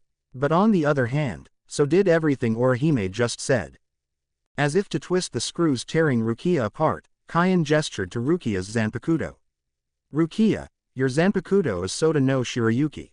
The first dance is Tsukishiro. The second dance is Hakuren. Do you remember who helped you develop those techniques? He pointed a thumb at his chest. Me, that's who. Ask me anything and I'll give you an answer. Now who are you going to believe? Me, or this stupid girl? Urahime could tell that Rukia was still split. She needed something to prove that she was right. Then she had an idea. Koten Zanshin, I reject. Tsubaki. Urahime, wait. Rukia pleaded in vain. Urahime launched her attack right at Kaien. Smirking, the white-clad lieutenant easily sidestepped the attack and let Tsubaki crash into the wall behind him. You see, Rukia, she's just a stupid human. I don't know why you let her tag along with you. Rukia froze. That was twice now that Kaien had insulted Urahime. And even if Kaien did hold a grudge against her, he was never one to insult people. He was far too kind for that. When she saw what Urahime's attack did, however, she realized that this was the point of Tsubaki's strike. I don't know what to believe, she finally confessed. But I know one thing. She held up a hand and pointed it at Kaien. Kaien Shiba would never insult my friends.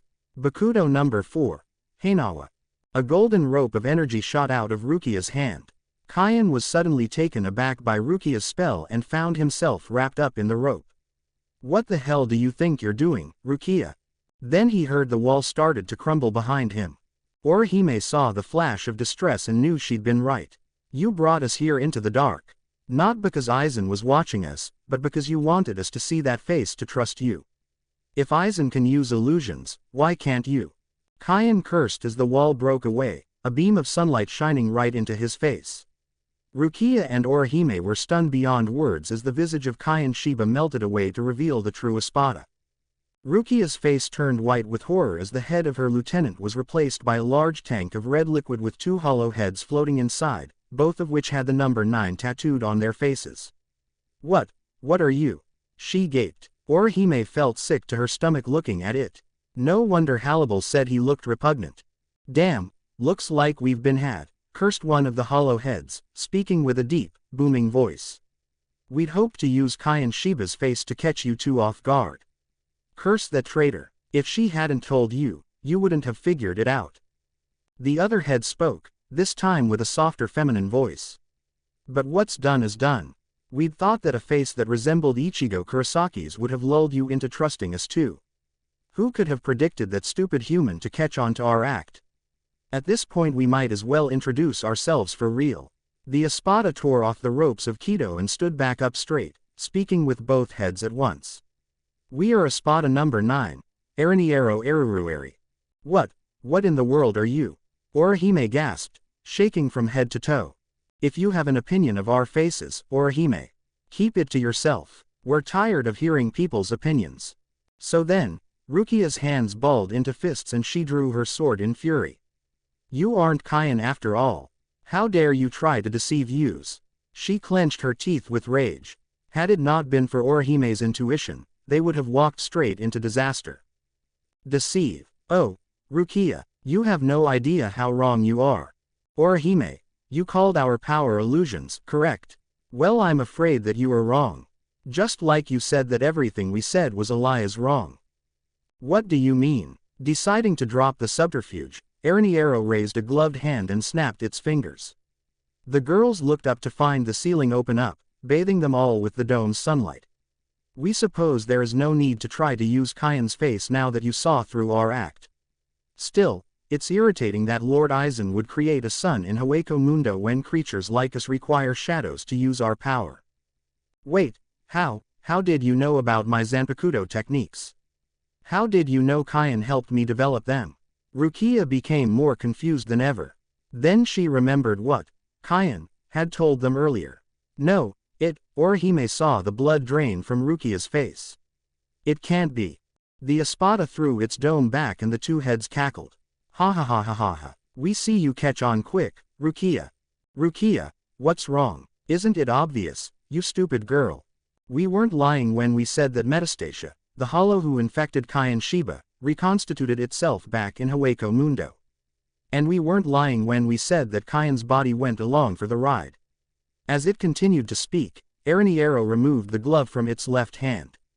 The revulsion the girls felt intensified when they saw that the Espada didn't have a hand but rather a brown maw covered in tentacles. We're certain that Harribel told you that we devour hollows, did she not? Tears started to fall from Rukia's eyes as the truth dawned on her. You ate Kyan and that hollow. That's how you have his face. Bingo. Our power, glutonaria, allows us to devour hollows and take their powers for our own. You weren't wrong when you felt like you were in the presence of your lieutenant. His memories, his skills, even his Zanpakuto belong to us now. No, Rukia's horror magnified to unfathomable levels. She'd always tried to take comfort in the belief that she'd spared Kyan the horror of being possessed by a hollow. But now the truth was laid bare. She didn't save Kyan. She only ended up letting him get devoured by a hollow who stole his face. We like that look. It's going to make what comes next so much more satisfying. Lord Aizen has given us a gift, courtesy of your friend, Ichigo Kurosaki. Ichigo, what are you talking about? Orihime asked. Ichigo has never helped Aizen. Hasn't he? Taunted Aaroniero. Szayelaporro developed a new way to harness Ichigo Kurosaki's spirit energy. But all the Arrancars who had Ichigo's energy put into them exploded. Orihime pointed out.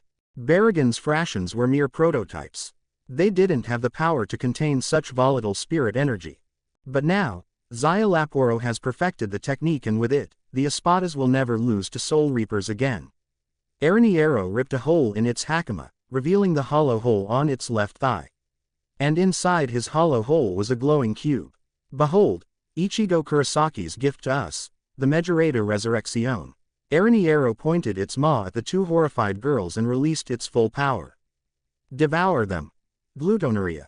Ichigo's black and red spirit energy burst like a flame from the cube, engulfing Aaroniero. The evil Espada cackled with mad glee as it felt power surge through its body like it had never felt. Orihime and Rukia became rooted to the spot in fear as a massive spiritual pressure washed over them, like they were suddenly submerged at the bottom of the ocean. Aarioniero's pressure was monstrous, unlike anything they'd ever felt before. Then the black and red flame faded, revealing Aarioniero's new transformation. And in that moment Orihime and Rukia felt true dread. Aarioniero's body had grown twice in size and had become grotesque, like something out of a child's nightmare. Most of his white clothing was gone, revealing a gray chest and a dark red right arm. The maw on his left arm had grown in size and had become more monstrous, with added tentacles and teeth. A tongue of spirit energy slipped out of the maw, lapping at the air. Aaroniero now wore a skirt made of bed and black energy, surrounded by a circle of purple tentacles. Instead of feet, Aaroniero now walked on another pair of hands. But the most gruesome aspect of its new transformation was its heads. Gone was the glass tank and the floating heads. Now Aarioniero's heads had grown in size and had grown necks that attached to the rest of the body. Behind the heads lay a maroon hood that resembled sickly flesh. Ahahahahahaha. Well ladies, shall we continue? Aaroniero cackled. Kyan Shiba gave us a taste for Soul Reaper and now we want more. Prepare to become our dinner.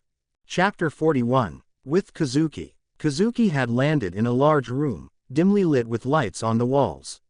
Looking around, he was unsurprised to find that he was surrounded by Szayelaporro's minions, the same ones who took Yoruichi. "So, I see the welcome party.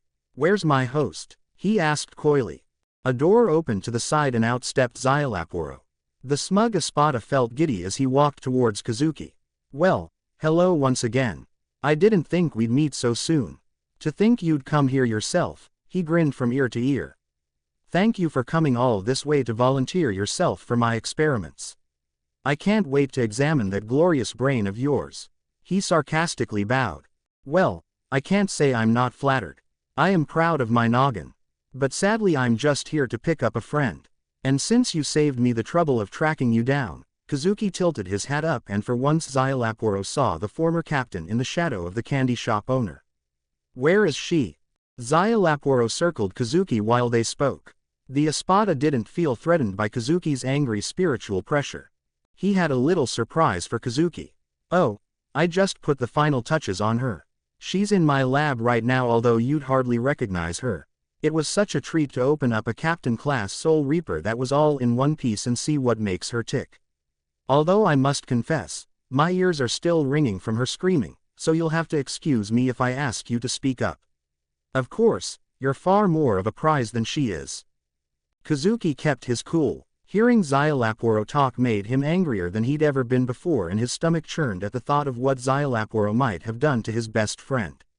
He hated himself for letting Yoruichi be kidnapped by the enemy. Still, Kazuki had to reassure himself that he could undo whatever had been done to Yoruichi. "Well, thank you for telling me where she is. Now if you'll excuse me, I really have to go." "I'm afraid you're not going anywhere." Szayelaporro pulled out his Zanpakuto from its sheath. "Ichigo Kurosaki and Harribel belong to Lord Aizen, and Nnoitra wants to settle the score with Nell. The rest of your friends are dead meat. You, on the other hand, are all mine. Sorry, but my brain is saving itself for Mayuri." Kazuki pulled out his sword from his cane. "And now that we're no longer in Karakura town, I don't need to hold back. Awaken, Benihime." But to Kazuki's shock, however, his Zanpakuto glowed for a moment before reverting back to its sealed state. He tried again and still it refused to release. Well, I swear this never happens to me." "Oh, don't worry about your performance, that would be me," snickered the mad scientist. "Did you think I would face the Kazuki Urahara without an ace up my sleeve? I analyzed your spiritual pressure from our last battle and configured it to a device that blocks your Shikai's release. Can't have you putting up a struggle." Szayelaporro raised a hand. "And unlike your friend, I don't believe a scientist like yourself can use brute force like she can. You know what that means." With a snap of his fingers, Szayelaporro loosed his minions upon Kazuki. "Looks like your number's up." Meanwhile, Uryu versus Exequias. Uryu jumped into the air, dodging a strike from another of Rudborn's Calavera soldiers. He fired an arrow at the soldier, watching him crumple to the sand from the arrow in his head. He looked up at the observing Rudborn. "Damn, looks like he can create these things infinitely." Rudborn calmly watched as Uryu weaved between his soldiers, taking them down one after the other. In his released state, the Arrancar's body was now wrapped in white tree-like roots, sticking into the ground and elevating him high into the air. Behind him were a series of branching spreading out from across his back, spawning more and more Calavera soldiers to throw at Uryu. When the Quincy tried to take a pot shot at Rudborn, he batted it away with his Zanpakuto, now in the shape of a lightning bolt branch. "What's the matter, Quincy? I heard that your tribe were skilled warriors, not dancers. Skirting around my troops will not earn you victory." Scowling, Uryu drew back further on his bow. "I wouldn't get so smug. I've simply been testing the capabilities of your soldiers. Not impressed. I can see why you didn't make the cut as an Espada." "Impudent brat," seethed Rudborn. "You know nothing of the glory of the Espadas. And even though I am not among their ranks, my godlike ability is more than enough to deal with you, stripling."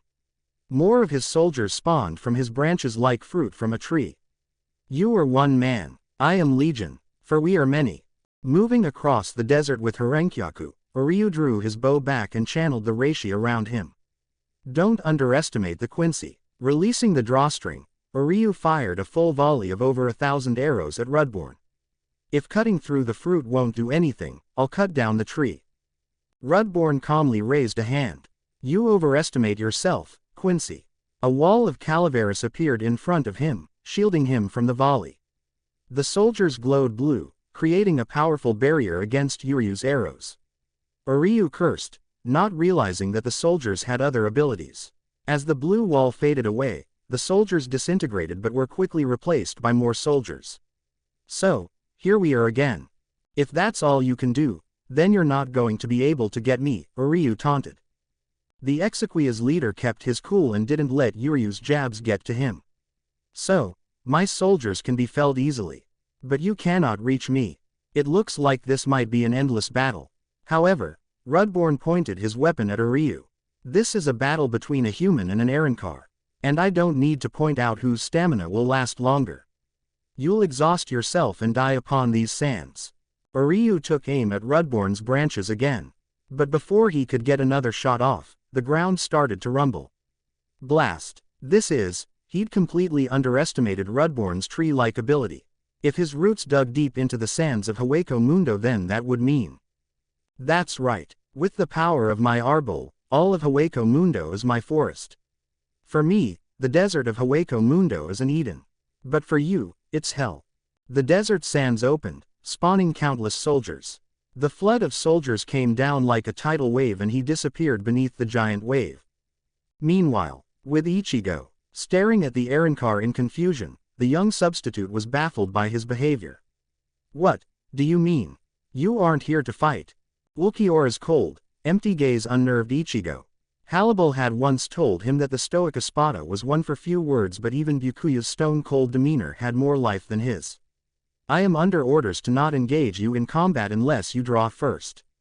And there is no need to provoke a confrontation out of you.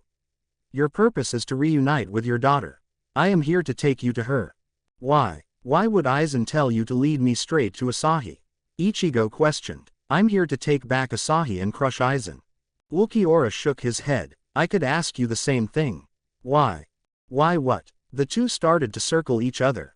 Ichigo's hand twitched as he prepared for a sudden attack. Ulquiorra gave off the impression of a dark predator just waiting to suddenly go in for the kill. And while Ichigo had been able to hold his own against Barragan pre-release state, Ichigo had a bad feeling about the rest of the Espadas ever since he first entered Las Noches.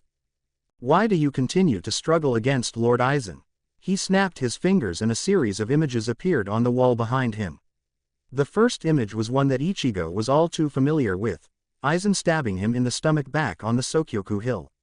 Do you really think that anything's changed? You are no match for him. For all your gains, for all Halibel's training, you're still only human.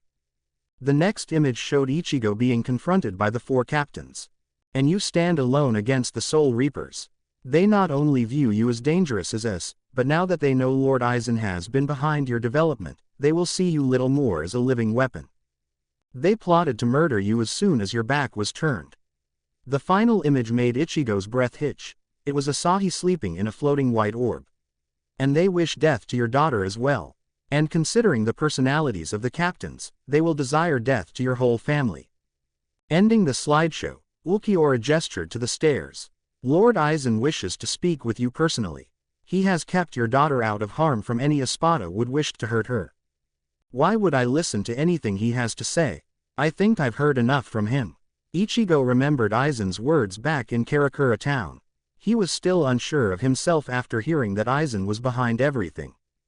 Both myself and Lord Aizen wish to appeal to your sense of self-preservation. Fighting him will gain you nothing. And even if you take your daughter and run, where will you go? Hueco Mundo is the only place hollows like us can live. I am not a hollow. I'm a human. Ulquiorra snapped his fingers. The image of Ichigo in his masked form came alive behind him, the image focusing on the hole in Ichigo's chest. Are you? He saw Ichigo hesitate and twisted the knife. You aren't human anymore, and you aren't a real Soul Reaper. Slowly but surely Tear Halibel has molded you into one of us, whether she'd admit it or not. Your Zanpakuto can cut me down. But it cannot cut the truth. He gestured to the stairs again. Now, follow me and I'll take you to Lord Aizen. Ichigo opened his mouth to speak. He didn't know what he was going to say. Perhaps it was a rebuttal to Ulquiorra's cold words or an acceptance of the man's offer. Whatever he was going to say, however, the words died in his mouth when he felt a monstrous spiritual pressure in the distance. What the hell? What is that? That would be Aaroniero. You and Halibel belong to Lord Aizen, whether you choose to accept that or not. However, your friends are fair play. Urahime, Rukia, you led your lambs to the slaughterhouse, Ichigo Kurosaki. And it looks like begging Lord Aizen to spare them is now your only option. Now, for the last time, are you coming with me or not? Meanwhile, Rukia and Urahime versus Aaroniero, fear. That was all Rukia felt as she stared at the being that towered over her and Urahime. Hollows were monsters. Rukia had been taught this when she entered the academy. But this wasn't a monster. This was a devil. Urahime shook from head to toe. Aarioniero's spiritual pressure was monstrous. It felt very similar to Ichigo's but darker and more sinister. With his new transformation, Aaroniero looked like something out of her darkest nightmares. Such power. I didn't know such power existed. Such primal energy. Yes, seethed Aaroniero, its twin heads cackling as spirit energy crackled around him. I can see what Lord Aizen saw in Ichigo Kurosaki if his energy could do this to us. He turned his attention back to the terrified girls. We like those expressions. Make sure you keep them as we devour you. Tears ran down Rukia's face. What have I done? Kyan, I failed you. And I let Urahime follow me straight to Hueco Mundo. He's going to kill us both. What have I done? Aaroniero pointed his left arm at the helpless Rukia. The crying girl's eyes widened when a massive blast of energy out of the appendage, like a flame of spirit energy. Her will to fight gone, Rukia stood there shaking as death neared her. Santen Keshun. Urahime's golden shield appeared in front of Rukia, protecting her from the blast. Urahime ran to Rukia and shook her friend's shoulders. Rukia, snap out of it. But, this isn't Kyan. She pointed at the monster that once wore Kyan's face. He might have taken Kyan's body, but that doesn't mean you failed him. Silly girl, nothing you say can change the facts. Kyan is a part of me. Aaroniero was amused by Urahime's attempts to challenge him. That shield, to block my attack while I'm in my Meer Resurreccion is impressive. I can see why Lord Aizen took an interest in your powers. Let's see what it will take to crack it. Aaroniero stretched out its right hand. Rukia's horror only increased when a weapon appeared in its palm with a blaze of black and red energy. A weapon she knew all too well, Kyan Shiba's Nejibana. Remember this, Rukia, Metastasia destroyed it the night you murdered Kyan Shiba. But when I took his body, it reformed and I claimed possession of it. His body, his memories, his Zanpakuto. All of them belong to me. And it's all thanks to you. The blue and silver trident was filled with Aarioniero's tainted energy. Morphed by the power of his augmented release state, the sleek silver metal darkened into a thorny black, energy swirling around the head of the weapon. Spinning the weapon around, Aaroniero slammed it into Urahime's shield. The Oranget struggled to maintain her shield, the barrier cracking from the heavy hit. Rukia, she cried out as Aaroniero continued hammering her shield, cracking it again and again. Help me, please. For a moment, Rukia could do nothing. All she could feel was guilt and anguish. But she was snapped back to reality when Urahime next said, would Kyan want you to give up? In an instant, Rukia realized that her friend was right. She remembered Kyan thanking her after she stabbed him. He never hated her for what she did. And even if he did, what did it matter? Right now Ichigo needed her help. His child needed her help. And more importantly, Urahime needed her help. Drawing her sword, Rukia jumped into the air. Dance. Sota no Shirayuki. Her Zanpakuto released into its pure white form. Get away from Urahime. Just as Urahime's barrier shattered, Rukia landed behind Aaroniero and spun around. Some no mai. Tsukishiro. A circle of ice surrounded her and Aaroniero. Rukia jumped away but Aaroniero, despite knowing about Rukia's techniques, remained still. The girls watched as the circle froze around the Espada. But if Rukia thought her freezing technique would get the best of the twisted creature, she was dead wrong. Dark purple spirit energy erupted from the frozen Espada, destroying the ice pillar and freeing himself. Was that supposed to kill me? Even if we didn't have any knowledge of your techniques, we've become so powerful that no amount of snow or ice can kill us. Urahime was the next to attack. Tsubaki, I reject. From her hairpins launched her primary weapon, the spirit spinning towards Aaroniero. But the Espada merely spun around Nejibana and formed a tidal wave of energy. Tsubaki bounced off the wave and was sent flying. Oh no, Tsubaki. Well, this has been fun. But we've stalled long enough. Aaroniero held up its maw and a wicked tongue made of purple spirit energy spilled out. Time to feed. Rukia cursed. If this was one of the weakest Espadas, then who knows how powerful Aizen had made the others. Still, she had to fight. She had to protect Urahime. Urahime, get behind me. She put her hands together and began to chant. Oh, still struggling. Go on then. Aaroniero beckoned with its dark hand. Hit us with your best shot. You asked for it. Hado number 73, Soren Sokatsui. Rukia's strongest spell fired at full blast. The Soul Reaper had put all her energy into this one spell, knowing there was little else that could stop the Espada. She watched with vindictive pride as the fireball engulfed Aaroniero.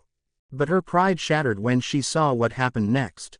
Just when she thought she couldn't be any more terrified, Aaroniero held out his maw and devoured Rukia's Kido. No, no way, that's impossible. For a Soul Reaper, perhaps. But my limitless potential propels me to new heights. Even a full incantation Kido at the 70s means nothing to me now. You've lost, girls. Now, let me show you my true power. Aaroniero dug its feet hands into the ground and whipped its tendril around, its spirit energy tongue cracking like a whip. The Espada's twin heads opened their mouths to let out a flood of pink drool that dripped down its front. Glutoneria fuerte. Slamming the tongue down, Aaroniero unleashed his new technique. A wave of dark pink liquid emerged from the ground, threatening to kill the girls in one fell swoop. Urahime instinctively jumped in front of Rukia. Rukia realized too late to stop her friend. Urahime, run. Santen Keshun. Her barrier went up in front of them, but it could not withstand the wave of energy. It shattered on contact and swept the girls away. Aaroniero watched the girls disappear in the attack, licking its lips with glee. The force of the blow was so strong that it blew apart most of his palace. When the dust settled, Urahime blinked, her eyes open, her vision hazy and her body aching with pain. A trail of blood obscured her left eye, and with what vision she could see from her right, she found her clothes ragged and her body covered in injuries. She tried to move, but her legs refused. A shot of pain later told the Oranget that her left leg was broken. In the distance she could see Rukia, half buried under rubble. She wasn't moving. Rukia, she whispered, in too much pain to even scream. A hand grabbed her throat and yanked her up off the floor, bringing her face to face with Aaroniero. I didn't hold back with that attack. To think you're still in one piece, let alone alive. But that is perfect for us. Hehehehe. The maw let out its tongue again. Urahime cringed as the wicked tongue licked her cheek, tasting her blood. Lord Aizen specifically wanted you alive because of your powers. But, the twin faces leered at the girl. He only wanted your powers. Not you. You're going to taste delicious. Urahime's blood ran cold when the maw grew in size, looming over her. Soden. Rukia opened her eyes and groaned with pain. Her memory refused to work for a few moments before the pain throughout her entire body jolted her back to the present. What happened? Urahime, where's Urahime? She looked around to find her friend. When she saw her, Rukia could do nothing but scream at the top of her lungs. Urahime. Tears fell from her eyes as she watched Aaroniero's maw devour Urahime, gobbling her up whole. Ah! Aaroniero sighed as it finished eating Urahime. Licking its lips, the Espada turned its attention to the fallen Rukia. She tasted better than I expected. Chapter 42, Nell vs. Nnoitra. Ah! Screamed Nell's friends as they ran in terror away from Tessera. Despite the blonde Aaroncar's best efforts, the wily duo proved to be annoyingly fast. Tessera shot a bala at the pair, but Dondochaka ducked and it missed, blasting a hole in the wall ahead of them.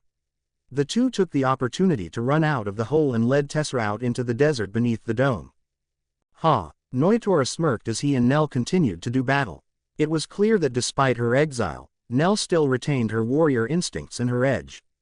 That said, Nnoitra's weapon had been altered since she'd last battled him, and it gave the man a longer range to cut the woman. "What's so funny?" Nell asked, back flipping away. "You gotta ask. Those pesky fractions of yours just ran out on you. Not that it matters where they run. Tessera's not the kind of guy who lets people go that easily. He's going to come back with their heads on a pike. Hope you're still alive so I can see the look on your face," he said with a sneer. "Don't underestimate Pesci and Dondochaka." Nell merely glared at her nemesis as they locked weapons. "They kept me safe in the desert of Hueco Mundo all this time. No ordinary hollow could do that. If I were you," her lips formed a smirk, "I'd be more worried about your subordinate." Nell jumped back and held out her sword. "It looks like Orihime and Rukia need me. So I'll make this quick." Her eyes gleamed as she prepared herself. "Praise Gamuza." Nnoitra cursed as Nell disappeared with a burst of spirit energy. When she reappeared, she emerged in her Resurreccion, now a centaur clad in armor and armed with a green lance. "Goodbye, Nnoitra. My friends need me more than you need this pointless fight." She hauled back with her lance. Lanzador Verde. The Arrancar hurled her lance at Nnoitra. The tall Espada brought his weapon up to block the incoming attack. But Nell's strength was too much and her spinning lance tore through his weapon and struck him in the side, blood spilling from the wound. Cursing, the man dropped to one knee while pressing a hand to his bleeding side. "Give up, Nnoitra." Nell slowly made her way over to her old enemy and pointed her lance at his face. "Otherwise I'll put a hole in your other eye." It didn't surprise Nell one bit when Nnoitra looked up and scoffed at her. "Don't make me laugh. You're the one who doesn't stand a chance." At that moment, Nell felt a sinister burst of spirit energy come from nearby. She recognized the pressure. Aaroniero. But, she could feel the bizarre Arrancar's spiritual pressure and it felt darker and more sinister. What happened to him? Nnoitra's mocking laughter made her turn back to him. "What's so funny?" "Hehehe, the look on your face." Nnoitra slowly reached for his eye patch. "News flash, bitch. That number on your back doesn't mean jack anymore. Even Aaroniero could mop the floor with your ass." "What are you talking about?" She sensed her former master's hand in this. "What has Aizen done?" "Hey, he gave us all a new toy. Thanks to Halibel's new boy toy, we've got something that'll put all of you in the ground." Nnoitra ripped off his eye patch, revealing the cube in his eye. "Feast your eyes on our new Meer Resurreccion." Nnoitra swung with his weapon and forced Nell to jump backwards. Raising his weapon high, he grinned from ear to ear. "Last time I dumped your carcass outside of Las Noches. This time there won't even be a body left to throw away.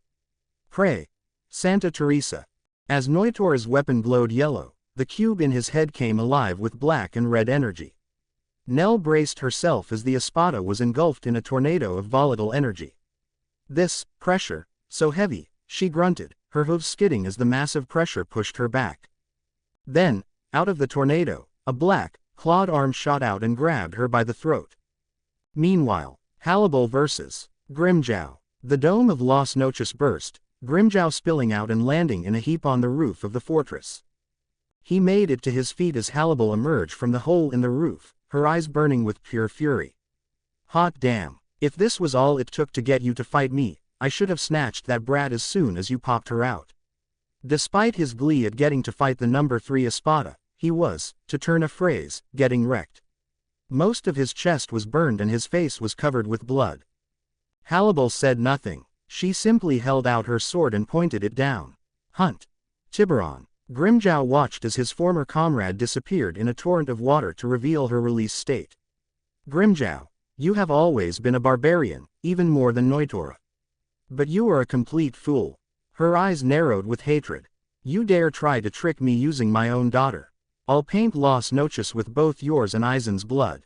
If Grimjow was intimidated, his grin didn't show it. "Ha, say what you want, but you know this is exactly what Lord Aizen wants. Hell, you even knocked me up here above the dome just to release. Seems like you still respect him enough to follow his rules." The pissed-off Halibel disappeared from Grimjow's sight, slipping right past his Pesquisa and giving him a massive bitch slap, sending him sprawling to the ground. "Don't you dare think I'm following his orders. I only dragged you up here because in my release state, I could destroy Las Noches while Ichigo and Asahi are still inside. She heard Grimjow chuckling and it only stoked her fury. What the hell is so funny? She swung her huge broadsword, charging it with a sarrow before blasting Grimjow away. Most of his body burnt to a crisp. Grimjow struggled to get to his feet and only barely brought his sword up in time to block Halibel's, his blade cracking from the sheer power bearing down on him. You really think you can win? Hey, hey. I see you've already lost your mind. I'm number 3, you're number 6. You don't stand a chance in hell against me. And it looks like your boyfriend has made you lose yours. You really think Lord Aizen would let me fight you without a winning hand? Szayelaporro has been busy with Ichigo's spirit energy, he explained. Harribel swung hard again and knocked him back. And, so what, are you going to power up too? I've seen what happens. You'll only blow yourself up. That was when a simple Arrancar like Barragan's men used it. But while you were taking your sweet time getting here, Szayelaporro put the finishing touches on it. Wanna guess what happens when an Espada incorporates your little fucktoy's spirit energy into themselves? Harribel didn't need an answer. At that moment, she felt Aaroniera's spirit energy down below. What? This can't be. Her eyes widened with horror when Urahime's spiritual pressure disappeared. No, Urahime. The expression on Harribel's face made Grimjow laugh. Ha, to think you'd care about some girl. I guess Barragan wasn't kidding when he said you were feeling human again. Like I'd lose to some touchy-feely bitch like you. You went to the world of the living and spread your legs to the first guy you found. And when you realized you fucked up, you ran and hid like a coward. Well, unlike you, Grimjow removed his sash to reveal the cube in his hollow hole. I'm a hollow, through and through. Aizen said I can't kill you, but that only makes this so much more fun. You're about to find that the number on your tits means nothing anymore. Grind. Pantera. Ichigo's black and red spirit energy erupted from the cube. Grimjow disappeared in a burst of power. Harribel braced herself as Grimjow's spiritual pressure grew monstrous, surpassing even her own. Aizen, what have you done? A figure burst through the tornado of power and shot towards Harribel. The Espada swung her massive sword at Grimjow and knocked him back. But when she pulled back, she was horrified to see that a huge chunk of her sword was gone. Grimjow stood in his new form, completely healed. His form had become bestial, even more than before. His hair had now grown longer, sprawling down his back like a mane, and had turned pure white save for the blue tips on the ends. At the crest of his head, his hair was black and his eyebrows were alight with blue flame, giving him a crown-like appearance. He'd lost the white armor that usually covered his body and now his chest was covered in black tattoos. His lower half was covered in white fur, also covered in black stripes similar to the tattoos on his chest. The fur on his arms and legs blended into black as they reached his hands and feet, now horribly clawed. Behind the Espada, two tails whipped madly, kicking up a flurry of dust. His hollow hole on his stomach was aflame with black and red spirit energy. Spitting out the chunks of Harribel's sword he bit off, Grimjow leered at her and took a stance. Get ready, bitch, you're about to find out who's top dog now. The empowered Grimjow lunged for Harribel. She raised her sword up and focused her energy to fire a sarrow, but he was too fast. She screamed as Grimjow's claws tore into her belly and was sent sprawling by the impact. Gah. Then she felt Urahime's spiritual pressure fade to nothing. Urahime. Grimjow stood over her. Looks like Aaroniera's busy chowing down on your friends. That's right, Harribel, he grinned when he saw the horror on her face. This is the end for you. For all of you. Meanwhile, with Ichigo, Ichigo could sense the terrible spiritual pressures echo all across Las Noches. He remembered feeling something similar during the earlier fight in Karakura town. It felt like there were multiple Ichigos fighting right now. This is... Ulquiorra snapped his fingers and the images on the walls disappeared. Szayelaporro took traces of your spirit energy during your first encounter with Barragan and incorporated it into his men's bodies. However, it appeared that nobody less than an Espada could withstand your energy. As a result, Barragan's men only experienced a superficial power-up and most of them ended up exploding from being unable to contain it. Shortly before you arrived, however, Szayelaporro perfected the process and Lord Aizen gave us all enhanced release states using your spirit energy. We call them the Meer Resurreccion. Meer, Resurreccion. Correct. Ulquiorra snapped his fingers again and two images came up on the walls. One was of Aaroniero and the other Grimjow, both in their new forms. These new transformations grant us extraordinary power. You may have been trained by the third strongest Espada. But now all of us surpass even your master. Like it or not, you and Halibel are now at the bottom of the totem pole. Hearing such harshness from the cold Espada's words made Ichigo's blood boil. Baragon thought he was invincible too. And I still beat him. No, you did not. Ulquiorra was as blunt as a mallet. You did not beat Baragon. Your battle with our number 2 was not decided by strength, skill or power. You were only able to claim victory because you were able to trap him in the precipice world on the day that the cleaner just so happened to be passing through. Do not try to pass that off as a victory, Ichigo Kurosaki. Victory by luck is no victory at all. Once more Ulquiorra snapped his fingers. The images of the two Espada were replaced by a large image of the ruined portion of Karakura town, decayed skeletons lying about the streets. The Soul Society charged you with protecting Karakura town as its deputy. Does this look like victory to you? Again, Ichigo said nothing. All he could was stare at the image with shame gnawing at him. He didn't dare verbally admit that Ulquiorra was right, but deep in his heart, he knew that his victory against Baragon meant nothing compared to the massive loss of life that had happened as a result. The argument was interrupted when Ichigo felt Orihime and Rukia in trouble. Turning around, he headed down the hallway. Where do you think you're going? Ulquiorra asked, not moving an inch. I'm going to help my friends. I'll be back for you later, he threatened. But he didn't get very far before he felt Orihime's spiritual pressure vanish completely. Fear and anguish stabbed his heart as he realized what just happened. Orihime, he mumbled as the reality set in. As dead, said Ulquiorra. The cold Espada slowly walked his way towards the anguished Ichigo. One of the 9th Espada's powers is synchronized awareness. He can broadcast everything he's seeing to his comrades instantaneously. So that's how I know when I say that Orihime Inoue is dead. Aaroniero devoured her whole. And there's no way you'll be able to reach Rukia Kuchiki in time before she suffers the same fate. Tears started to fall down Ichigo's face. The thought of Orihime, the kindest person that he knew, dead because she chose to follow him to this hell was heartbreaking. You, monsters. You have only yourself to blame. Had you accepted Lord Aizen's initial offer, your friends would not have to suffer. All of this could have been avoided if you hadn't decided to try to fight your fate. If you want to condemn someone for the death of your friends, look in the mirror. Ichigo started to shake from head to toe, tears dripping onto the floor. First grief washed over him. And with the grief came emptiness. Orihime didn't deserve to die. Not like this. Not because Ichigo had asked her to help him rescue his daughter. The idea that his friend had been murdered by these monsters filled the emptiness that carved away at him with red-hot anger. No, it's not my fault. He finally mumbled. Slowly he reached for the hilt of Zangetsu. Don't even bother. You stand no chance, Ichigo Kurosaki. Your only hope of survival is to join us. Even the Soul Society sees you as Lord Aizen's weapon. And we Espada agree with that assessment. No matter what you say or do, you will always be within Lord Aizen's grasp. Staying silent, Ichigo took Zangetsu and pulled it off his back. Left and right, all I hear is everyone saying that I'm Aizen's puppet. That I'm just his tool, his weapon, his pawn. Well, I'm sick of it. Everything that I've had to endure, all the hardships I've had to face has been because of his twisted meddling.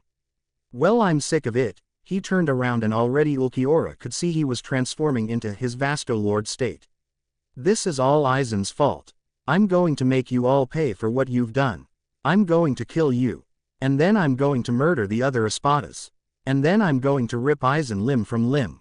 Now transformed into his hollow-feed state, Ichigo released his Bankai and charged at Ulquiorra, his blade bursting with spirit energy full of hatred.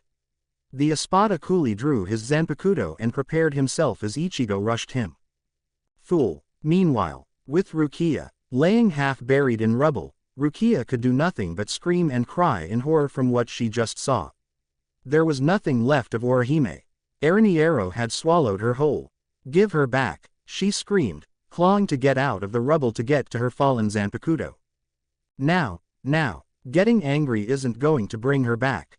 You brought this on yourselves when you followed Ichigo Kurosaki here. Aaroniero slowly walked over to the fallen Rukia, enjoying the sight of her struggling. She was delicious. We haven't tasted anything like her. Urahime was a delicacy among humans. Ha ha ha ha ha. The creature cackled, pointing a finger at Rukia while she finally freed herself. The look on your face is priceless. Tell me, were you too close? Please tell me you were. It makes this all the more better. Shut your mouth. Rukia screamed. Hado number 33, Sokatsui. She unleashed her blue fireball and hit Aaroniero point blank in its left face. Over and over again she fired her spell at him. But for all her skill in Kido, it was nothing to Aaroniero, who walked calmly towards her. The Espada wasn't even phased. You're a slow learner, Rukia. Nothing you can do can save her. She is already a part of us. Watch. Aaroniero raised a hand. Santen Keshun. Out of Aaroniero's chest burst 3 spiky objects that formed a purple shield in front of it. The shield easily blocked Rukia's last fireball. Rukia stood in horror at the realization that Aaroniero now had Urahime's powers. Still, her anger and anguish blocked the pain of her damaged spine and legs, and she slowly made it to her feet. Picking up her Zanpakuto, she recklessly charged at the Espada. How dare you! You have no right to use Shun Shun Rika. Aaroniero grinned with its 2 faces, and one of its tentacles rose up to block Rukia's strike. Rukia's Soda no Shirayuki stabbed into the tentacle only to suddenly disintegrate, much to Rukia's horror. What? Goo! She cried out when Aaroniero grabbed her by the throat. Did you forget that we have all of Metastasia's abilities? And that includes the power to make a Soul Reaper's Zanpakuto disappear. Don't worry, you won't miss it for long. Aaroniero raised its maw and then, like with Urahime, licked Rukia's face with it. Hehehe, looks like Kaian Shiba gets his revenge after all. Give back, Urahime, she gasped in vain. You aren't Kaian. Shish, it'll all be over soon. You'll see Urahime again, inside our belly.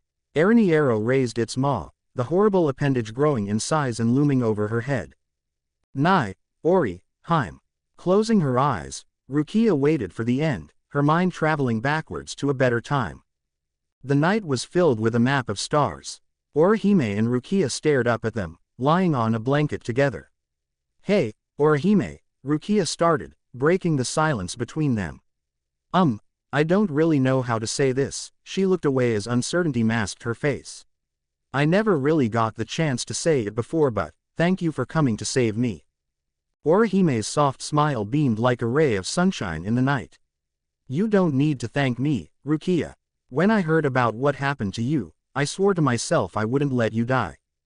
Emotion flushing her face, Rukia scooted closer to her friend. Thank you. I know that you went through so much just for me. And, after Ichigo told you the truth about Halibel, I know that must have been hard on you. Reaching forward, Urahime took hold of Rukia's hand. I was hurt when I found out about her and Ichigo, but then, spending time with you here, made me realize something. What? That you matter to me just as much as Ichigo does. Her eyes tearing up, Rukia let her instincts guide her and leaned forward, surprising Urahime with a kiss. Urahime's eyes widened, having never kissed another girl before, but she quickly wrapped her arms around Rukia in return. When Rukia broke the kiss, the girl smiled at her friend. You matter to me too, Urahime.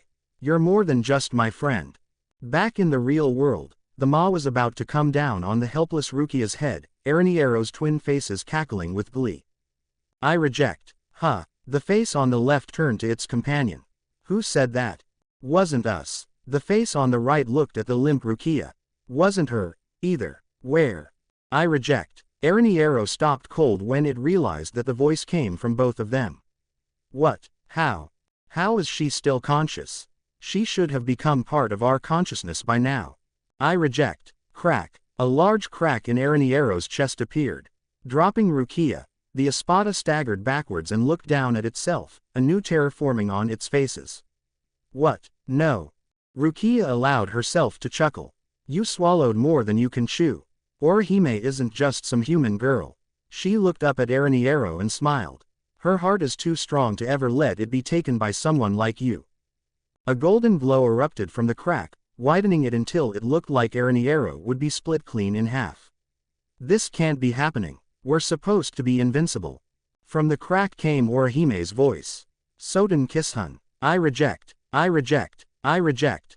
Lord Aizen. The left head called out to its master, hoping for salvation. Save us. But it looked like Aizen had no intention of saving his subordinate.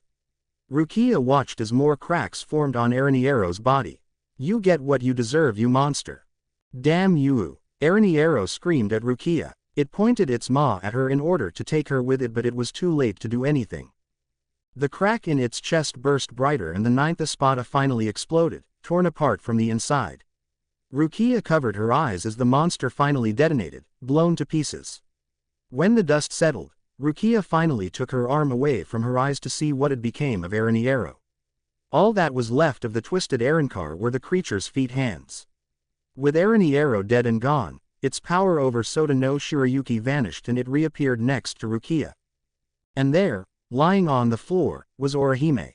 Shielded by her healing barrier, Orihime panted for breath before returning her spirits to her hairpins. Her clothes had been shredded thanks to the teeth in Aarionero's maw. Wow, now I know what it's like to be a noodle, she panted. While Orihime wasn't able to protect herself from getting devoured, before she was assimilated inside the monster's belly, the girl used the last of her strength to put up a barrier around herself, slowly expanding it until she gave Aaroniero a little more than just indigestion. Rukia crawled towards Orihime and the girls hugged. Thank goodness you're alive. I was so scared you were gone. Rukia tearfully cried. Orihime hugged her friend. I'm okay, Rukia, although, she looked down and frowned at her torn clothes. Her shirt and skirt were in tatters and her underwear was showing through them. I hope he had a wardrobe stashed somewhere. We'll look for one later. Rukia kissed Orihime before she winced in pain. Before that though, we should heal ourselves and go help the others. Right, I can sense that Nell's in trouble. Orihime went to work in healing them both. While they both took comfort in knowing that they'd eliminated a terrible opponent, they knew that their fight with Aizen's forces wasn't over.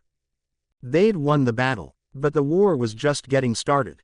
Chapter 43, Soul Society, Squad 10 Barracks. The room was dark, adding to the feelings of despair that its occupant was feeling.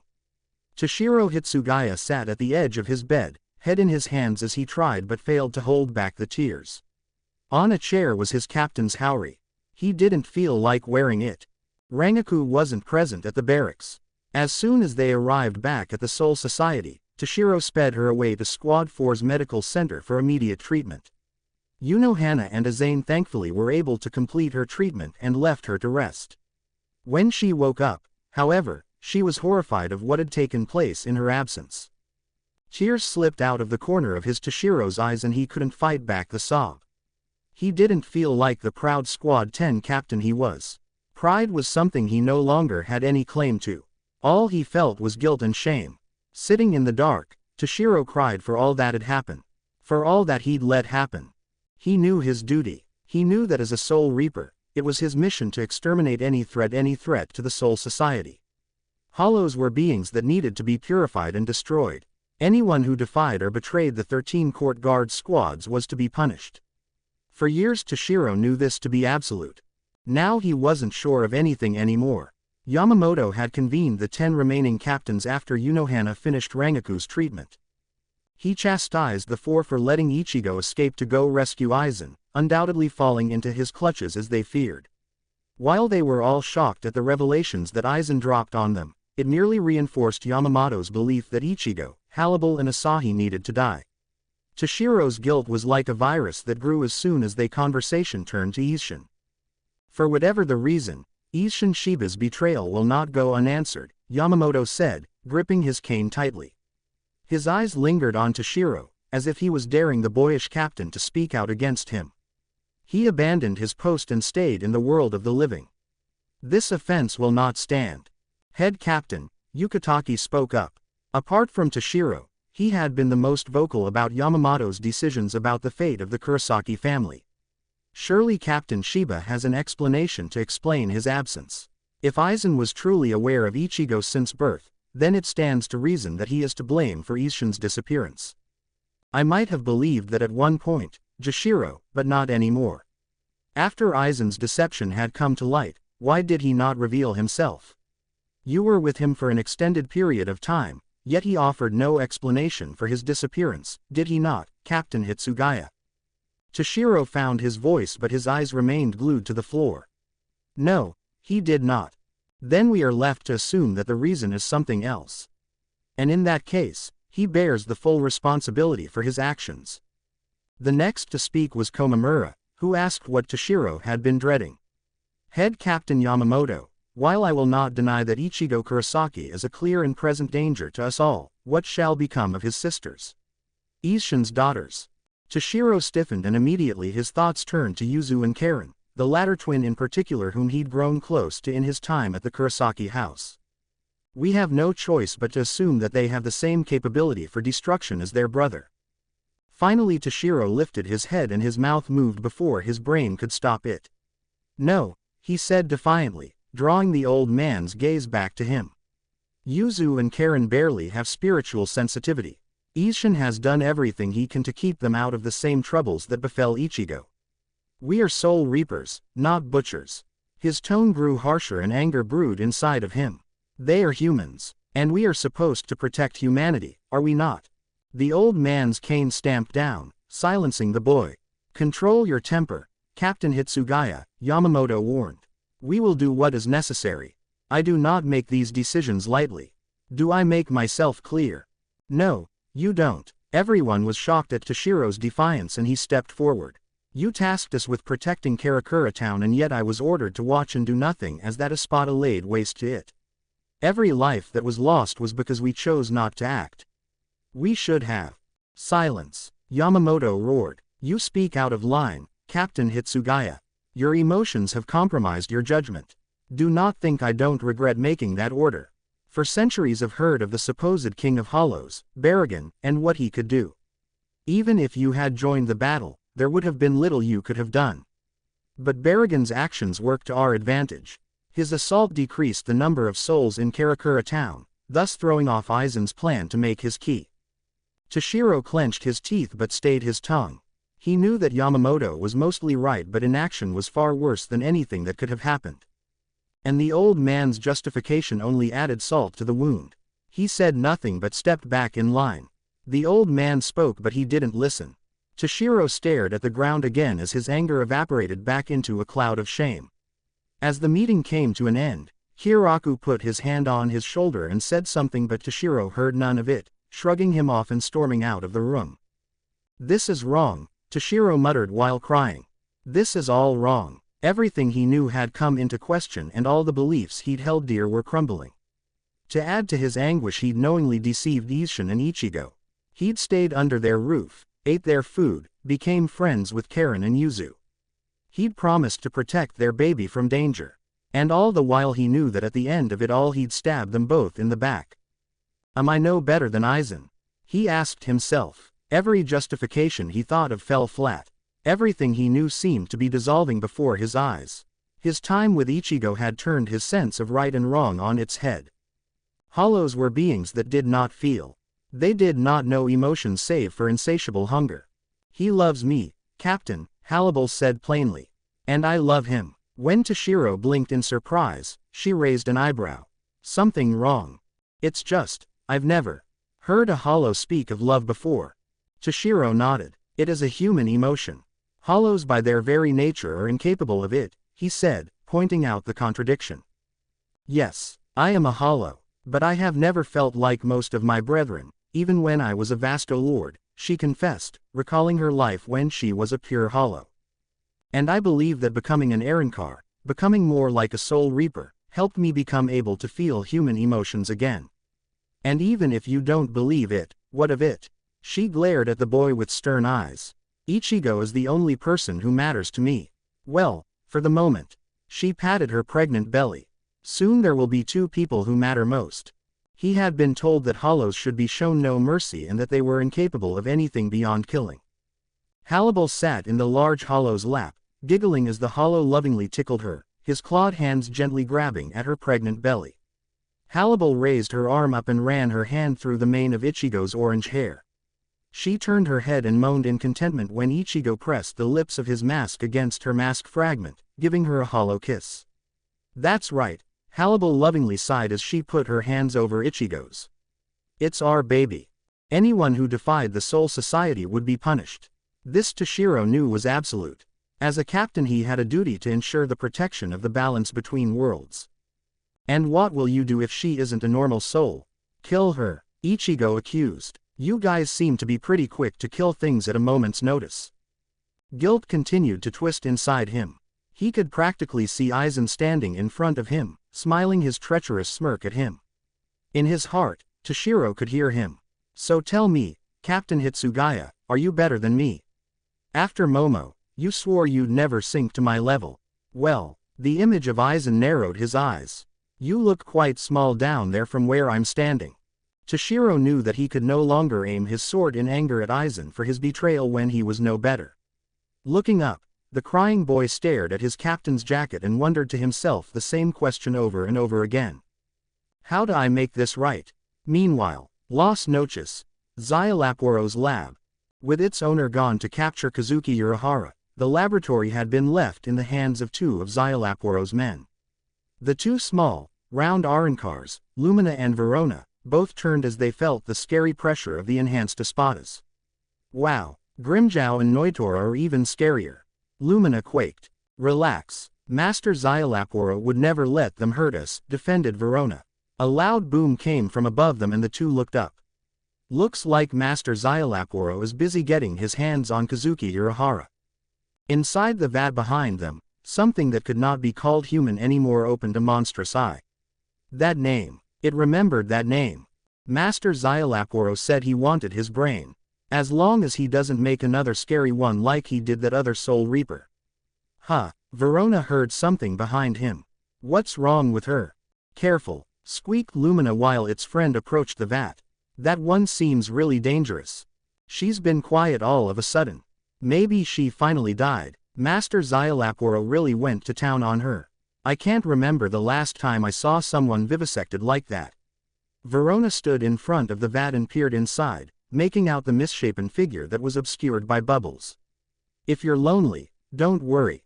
Master Szayelaporro will bring your friend here soon. Ooh, maybe the other Espada will bring your friend's pieces. Then you'll have lots of food too.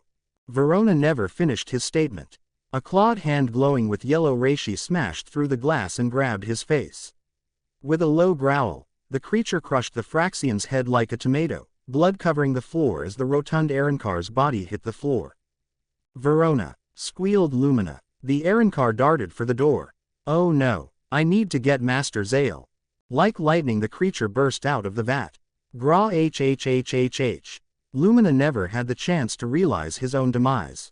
In the span of 2 seconds the creature had burst out of the vat, leapt across the lab and was upon him, tearing off his head in seconds. For all Lumina was, all he was now was just food for the creature. Feasting upon the helpless Arancar, the creature ate its Lumina in his entirety before gorging itself on Verona.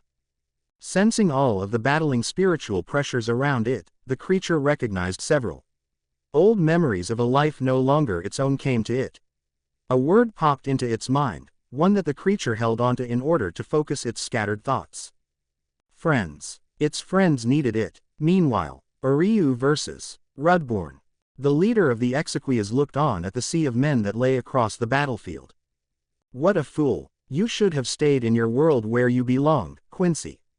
This is the realm of hollows. Anyone who dares defy us gets devoured. Rudborn turned his head and felt Grimmjow and Nnoitra activate their new release states. Such power. The man felt incredibly jealous of the Espada for gaining Aizen's new gift. The Meer Resurreccion was too much for him, leaving the Arancar left envious of his betters. But his musings disappeared when he was suddenly aware of the death of the number 9 Espada, Aaroniero. What? How can this be? Lord Aaroniero. Thanks to Aarioniero's ability, Rudborn knew of its demise and how Orihime blew him apart from within. How can a simple human girl have such power? A voice behind Rudborn startled him. Looks like your coveted Espada aren't as invincible as you thought. Guess you're the ones who underestimated us. From out of nowhere a blue arrow shot towards Rudborn and blasted one of his branches off his back. What? Turning around, Rudborn was dumbfounded to see Uryu was still alive, standing on a platform of reishi. You should have been crushed. I used Harenkyaku to avoid the wave by slipping through the spaces between your men. You were so sure of your victory you didn't even look up. Uryu pulled back on his bow. I've seen enough. I wanted to gauge your capabilities compared to the Arrancars I saw fighting in Karakura town. Looks like you're just an Arrancar at the bottom of the totem pole, only fit to be Aizen's cleaner. And judging by how your spirit energy doesn't contain Ichigo's signature, it looks to me like you weren't even worth giving a power boost. In the end, you weren't worth my time. Uryu's words struck every nerve in Rudborn's body. You, damn, stripling. Rudborn raised his lightning bolt branch. You dare disrespect me. The branch in Rudborn's hands glowed white. The ground below the two quaked. For a moment Uryu thought he was going to summon another tidal wave of Calaveras soldiers. Then he watched as all of the discarded bodies of Rudborn's men floated up into the air and began to amass around Rudborn. The horde continued to grow around Rudborn until Uryu was facing a giant orb of bodies, caged together by Rudborn's roots. Rudborn's voice came from every soldier's mouth, a booming echo that thundered across the desert. This is it, Quincy. Your paltry arrows will not save you this time. I will crush you until there isn't even a smear left on the sands. The massive orb loomed over Uryu's head, preparing to come crashing down on top of him. But the Quincy merely scoffed and pushed up his glasses. Still not impressed. You merely fight by using attrition. To a Quincy, numbers are useless. He pointed his bow up at the cube. Through the eyes of his men, Rudborn saw Uryu suddenly absorb an extraordinary amount of reishi from the desert around him. You picked the wrong opponent, Arrancar. Licked region. Uryu fired. This time his arrows packed as much power as he could muster, shooting an almost endless barrage of blue arrows at the orb. Each arrow blasted a Calaveras soldier into nothingness. Rudborn was helpless as his most powerful technique, his ultimate weapon and shield, turned to ashes in seconds. Before Rudborn had realized it, Uryu had blasted his whole orb to nothing, boosted by the energy of Rudborn's own world. The Quincy's barrage didn't stop until it had reached Rudborn, perforating him with arrows. What was left of the giant orb disintegrated into white ash around Uryu while its genesis plummeted to the ground. Nigh, Rudborn groaned, trying his best to make it to his feet. Descending from his platform, Uryu watched as the Arrancar took 2 steps forward before coughing up blood from his shattered mask. Lord Aizen, forgive me, Rudborn sputtered pathetically before tumbling forward. The Exequias landed on the sands with a heavy thud, dead before he hit the ground. Letting his bow fade away, Uryu sighed, feeling a little sad at the man's futility. You were so loyal, yet Aizen never appreciated you, did he? He wondered out loud. Yet he knew this was neither the time nor place for such ruminations.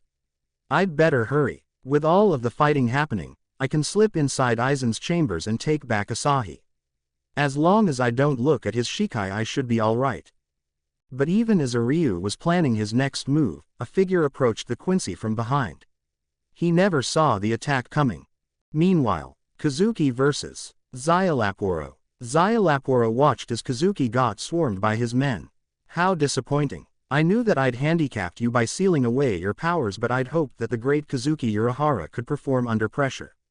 The pink-haired man raised an eyebrow as he watched as one by one his men were batted away, Kazuki subduing them with only his hands.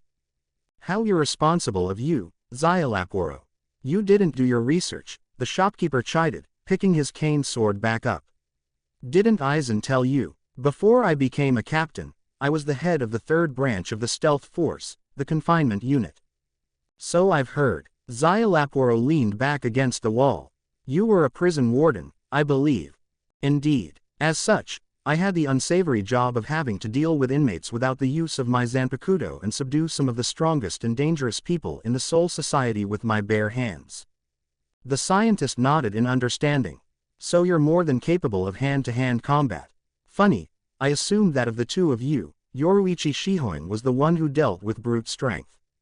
Kazuki walked forward. Well, she prefers to get up close and personal with her opponents. I usually take a back seat unless it's necessary.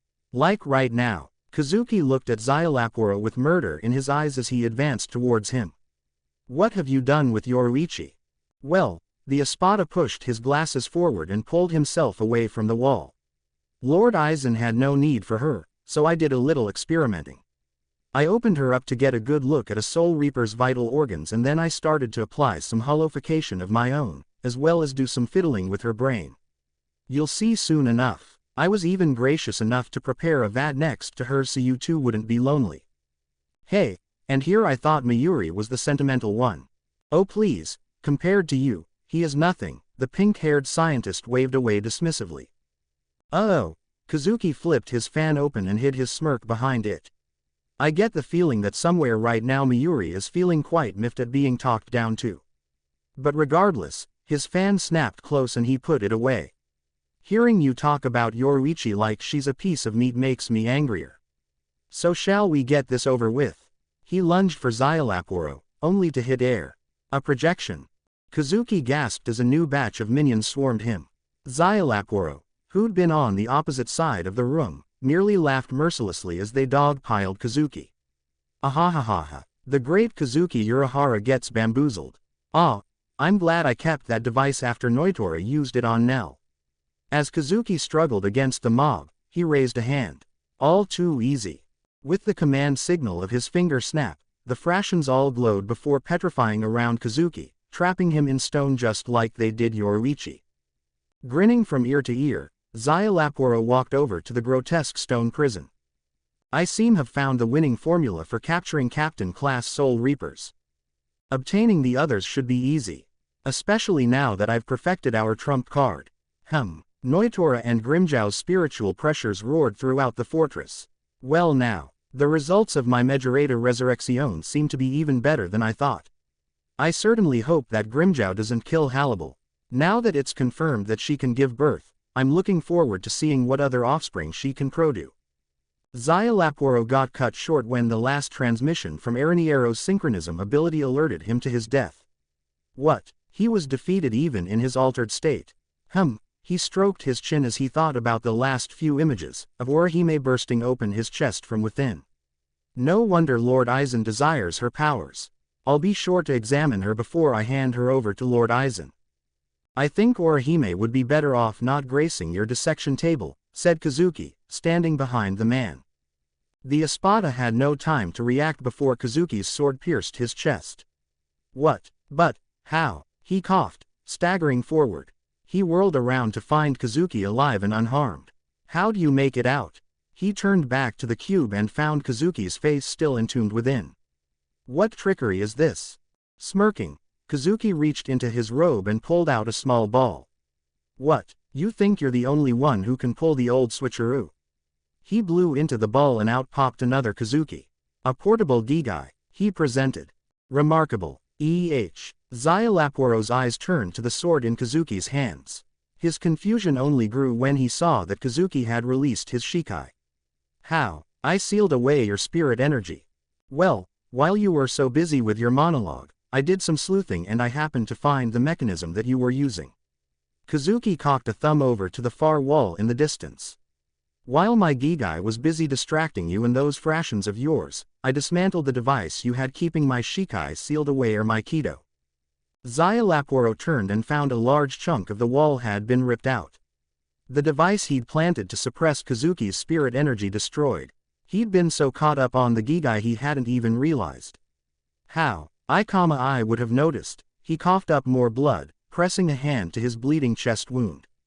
The murderous rage in Kazuki returned to his eyes. Some scientist you are. Did you forget I was member of the stealth force? Before I was a captain, a scientist or a warden, I was first and foremost an assassin. Kazuki's clogs clanked heavily throughout as he advanced once more. Now then, for the last time, what did you do to Yoruichi? A grin full of blood spread across Szayelaporro's face. You are everything I've heard of and then some. But, you haven't won yet. From his pocket he produced a glass cube filled with Ichigo's spiritual pressure. Wanna guess what it is? The Meer Resurreccion you were going on about. So that's Ichigo's spiritual pressure in a more condensed, potent form. Precisely. You saw what happened to Barragan's men. That's what happens when I implanted it within a mere fraction. Watch what happens when an Espada incorporates it into their body. And unlike Aaroniero, I'm not about to be done in by my own power. Right in front of Kazuki, Szayelaporro stuffed the cube into his mouth and swallowed it. Drawing his sword, he repeated the action he'd taken earlier in their previous fight. Sip. La Lujuriosa. Chapter 44.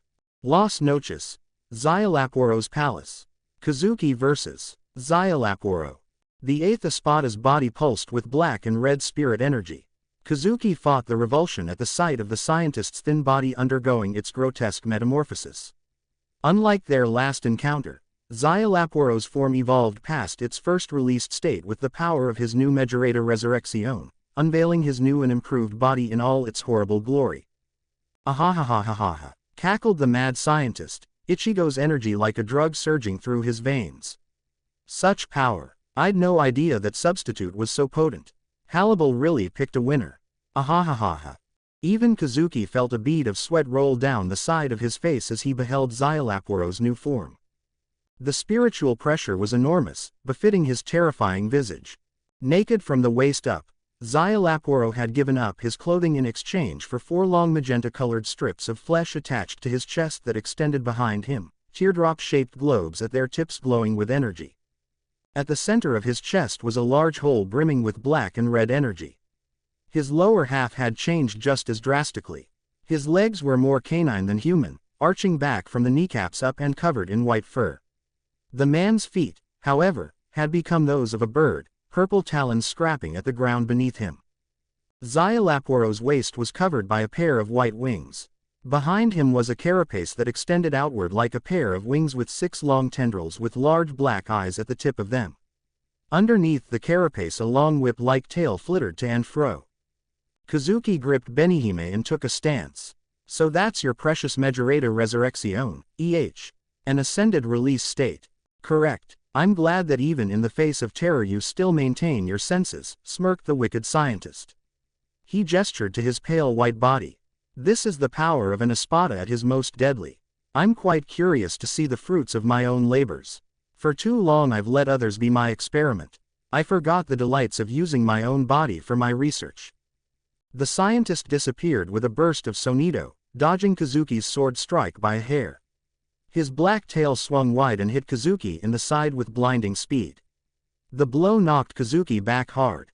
He was sent flying and hit the wall hard enough to leave a large hole. Reeling from the hit, Kazuki tasted blood in his mouth. My reflexes and speed increased beyond my initial projections. So tell me, Kazuki Urahara, did you ever dream a fellow scientist would be able to evade you and counterattack fast enough to slip past your defenses? When Kazuki refused to answer, picking himself up and wiping off the blood on his lips, Szayelaporro pompously continued. I thought not. Anyone else tell you that you talk too much? Kazuki noted, popping his shoulder back into place. Oh, all the time. Although it's hard to hear them afterwards after I'm done stitching their mouths shut. Goody. Kazuki held up his sword. Scream. Benihime. From Kazuki's sword came a red wave of energy. Szayelaporro watched it come closer before sighing. The shopkeeper watched as the Espada batted away his attack with his bare hand, his energy attack landing useless far away from the man. My hierro has also increased its toughness, as you just helped me demonstrate. I dare say no Zanpakuto will be able to cut me so long as I'm in my Majorata state.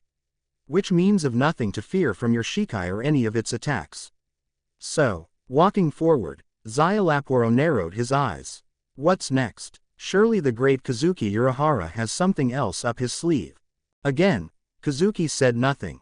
Instead he jumped into the air and readied his next gambit. Shibari. Benihime. The empowered Espada found himself ensnared by a net of red spirit energy. Attempting to restrain me while you concoct your next gambit. Surely you can do better than that. But Kazuki didn't need to buy himself time. He stabbed at the end of the net with his Shikai. Hayasobi, Benihime, Juzutsunagi. A string of red orbs formed along the net covering Szayelaporro, creating a chain of explosions that engulfed the deviant scientist. Yet even with this technique Kazuki sensed no change in the Espada's spiritual pressure. He frowned as the man emerged confidently from the smoke without a scratch on him. A good effort, but fruitless nonetheless. I am beyond the powers of your Shikai. Surely someone as intelligent as you can see that you've lost this fight the moment I ascended to this perfect form. Kazuki remained silent, hefting his sword on his shoulder while glaring at the man before him.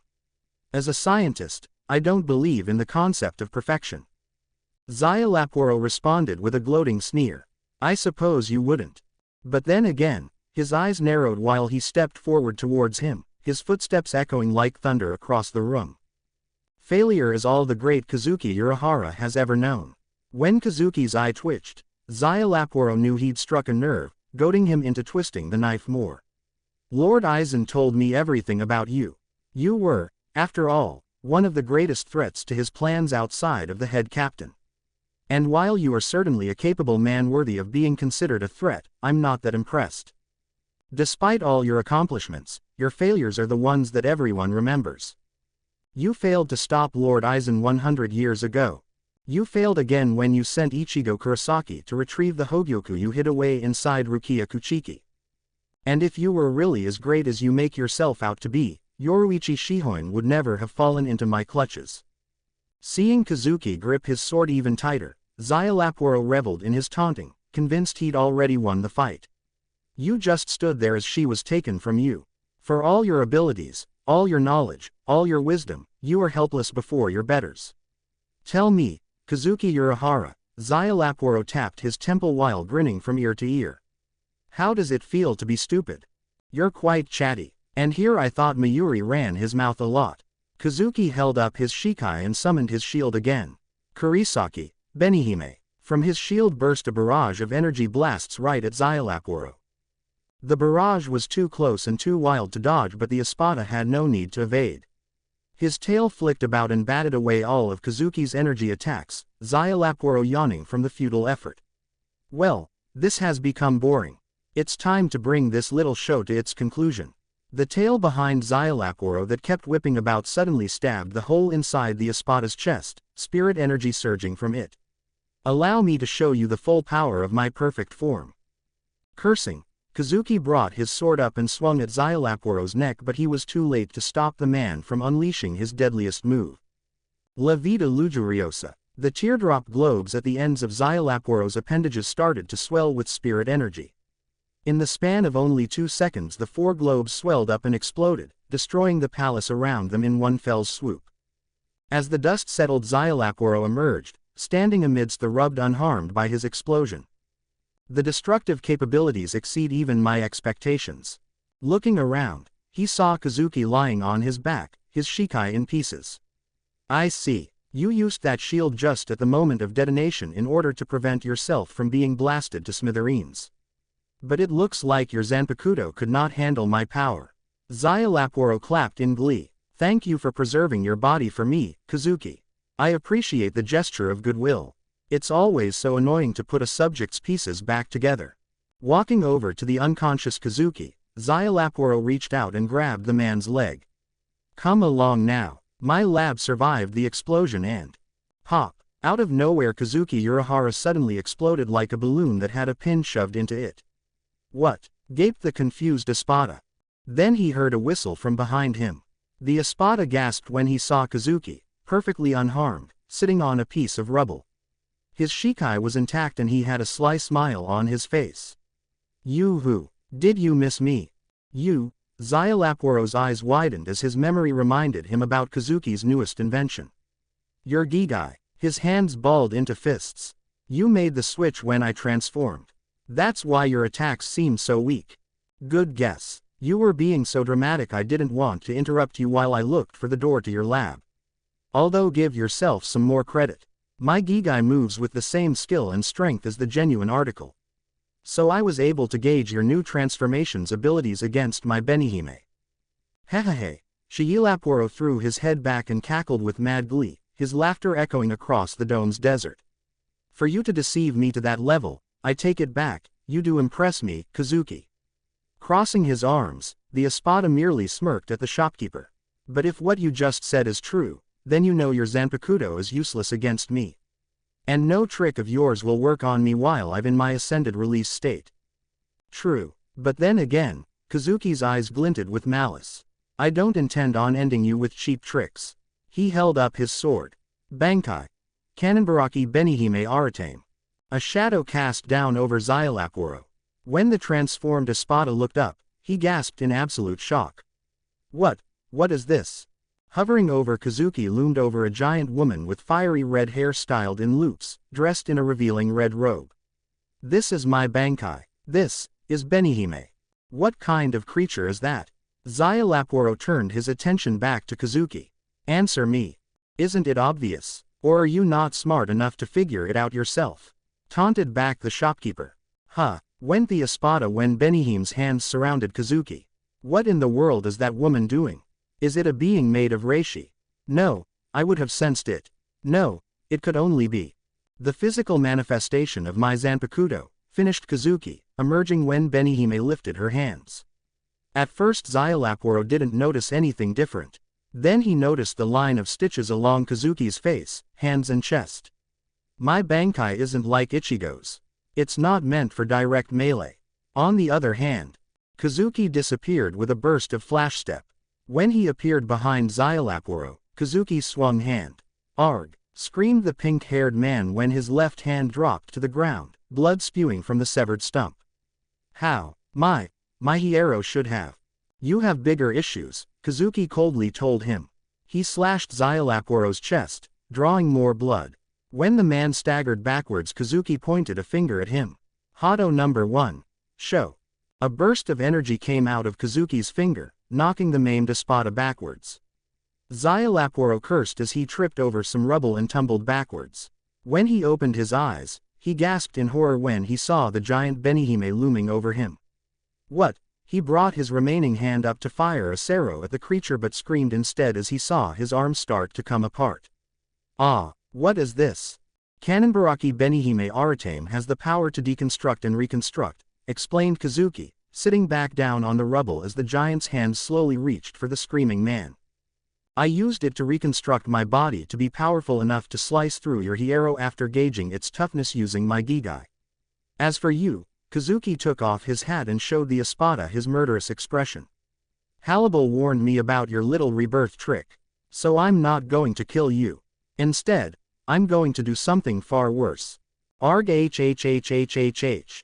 Screamed Szayelaporro as he disappeared from sight, covered by the giant Benihime's hands.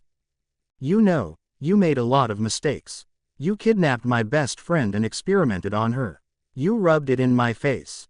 You took my student's spirit energy and weaponized it in a way that I wouldn't even dare. And you had the gall to insult my intelligence. As the giant finished her work, Kazuki stood up and walked over to it. But you know what your biggest mistake was. You pissed me off. The giant disappeared from sight, leaving only Szayelaporro in its wake. Gah! Groaned the drooling Szayelaporro. His body was covered in stitches. His arms were crossed in front of his chest, as if Benihime had turned his top half into a literal straitjacket. The man didn't budge as Kazuki stood in front of him, mumbling to himself while drooling incoherently. I took the liberty of restructuring your brain. Luckily for me, Harribel informed me that an Arrancar's high-speed regeneration excludes vital organs like your brain. You'll never hold a coherent thought in your head again. But then, Kazuki's nose rankled when he saw a puddle start to form around the kneeling Espada's legs. I doubt you can hold anything anymore. He leaned forward and whispered one last thing into the brain-dead Espada's ear. Now who's stupid? Sheathing his sword cane, Kazuki picked up Szayelaporro's severed hand and walked away, heading into the tunnel that led into the man's lab. Eyeing the door, Kazuki found a hand scanner and pressed Szayelaporro's bleeding hand into it, tossing his grisly trophy aside once the doors opened. Yoruichi, he called out as he entered the lab. Sorry I'm late, are you? He stopped dead in his tracks in the entrance of the lab. The place had been smashed to pieces. The vats had all been shattered. All of Szayelaporro's machinery had been smashed. And the pieces of his unfortunate test subjects lay scattered all over the floor. Eyeing a severed hand, Kazuki walked over and found 2 huge blood stains on the floor. And at the far end of the lab was a massive hole in the wall that led out into the desert. Well, least she's okay. I think. Chapter 45. Las Noches. Aizen's quarters. Oh dear, Captain Aizen. Things aren't looking too good for your Espadas, noted Jin as he and his 2 cohorts watched the battles unfold. With Barragan gone, Aaroniero dead and Szayelaporro a drooling mess, we've already lost a third of them. Aizen remained silent. He was focused on two screens in general. The first was Halibel fighting Grimmjow and the second was Ichigo fighting Ulquiorra. It was clear that Halibel would not last much longer against her foe as she was brutally beaten by the fiend and Ichigo was lost in a wrathful frenzy, wrecking the halls of Las Noches as he attacked Ulquiorra. Finally he sighed in disappointment. How troubling. I expected better of them. Jin raised an eyebrow. Wait, the Espadas are Ichigo and Halibel. The foxy rogue received no answer from his leader. On Aizen's opposite side stood Tosin, holding Asahi in his arms and feeding with a bottle. This is becoming a problem. Between Ichigo's rampage, the Espadas going wild with the Meer Resurreccion and Szayelaporro's pet on the loose, Las Noches might be razed to the ground before we even set foot in the Soul Society. Ah, why can't I hold her, Tosin? Asked Jin, a bit jealous of his friend. She always cries when I try to hold her. Any infant would scream in terror around you, Jin, pointed out Tosin. The two's bantering ended when Aizen spoke next. Let's not make this too easy for them. Konami, go inform Lilinet to wake up Stark. Jin, go and fetch Yami. He should be finished with his meal by now. Tosin put Asahi back into her floating orb and left with Jin, leaving Aizen alone with the baby. Aizen tilted his head and focused his attention on Ichigo's fight with Ulquiorra, narrowing his eyes at Ichigo's enraged state. Asahi, seeing an image of her mother on the screen, cooed and reached out with her tiny hand to try to touch Halibel's image. Smiling, Aizen put a hand on the orb, which began to gently rock the baby back and forth, Asahi's eyes drooping even as she kept reaching for her mother. Soon, Asahi, soon, Aizen promised. His eyes flicked over to the object on the left side of his chair, the Hogyoku. Picking up the small orb, he looked back at Ichigo before his eyes slowly turned back to Asahi. Aizen smiled. Meanwhile, Pesci and Nnoitra versus Tessera. Ah! Screamed the hapless pair of Arrancar as they were endlessly chased by Nnoitra's subordinate. How annoying, growled the one-eyed Frashion. How long are those two going to persist in this childish chase? He fired a bala at Pesci, but the thin Arrancar ducked and the attack flew back him, hitting the desert sands uselessly. Enough of this. He drew his peculiarly shaped sword. I must return to Master Nnoitra so we can start cleaning up the rest of you vermin. Gore them. Veruga. Panting, Nnoitra looked over at his friend. Pesci, what should we do? Sighing, Pesci nodded. I can sense Master Nell is in trouble.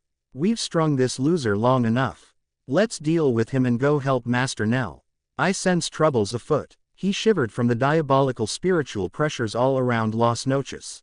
The two's mad sprinting came to an end and they turned around to face their opponent. And who is this loser you weaklings were talking about? Both Frashions yelled in fright as Tessera loomed over them in his resurrection, having transformed into a giant warthog man. Lumbering over the two, Tessera balled his fists. You two traitors talk big but the only thing you're good at is running like cowards. Tessera swung his massive fist, forcing the two to jump out of the way. A massive wave of sand stretched out in front of Tessera from the impact of his massive punch hitting the desert. Turning around, the warthog Arrancar focused his attention on the small Pesci, who quaked in fear.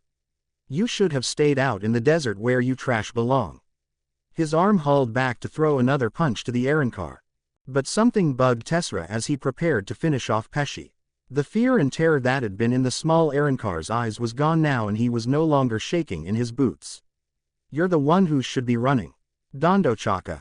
So focused on Pesci, Tessera was blindsided when a large club smashed into the side of his head, snapping off a tusk while he staggered backwards. Blood dripped down the side of his face as he saw Nnoitra holding a large black club in his hand. You dare. A flash of light entered the Arrancar's peripheral vision. Tessera had just enough time to turn his head before Pesci slashed at him with his own Zanpakuto, glowing with reishi. Though Tessera's hierro was thick enough to prevent a serious wound, Pesci was able to cut off his remaining tusk and slash his chest, drawing more blood. Dodging an earth-shattering punch, Pesci jumped backwards and landed next to Nnoitra. Weren't expecting that, were you? How dare you, growled the angry Tessera. He held out his hand, an orb of red energy forming in his palm. I'll blast you to cinders. I don't think so,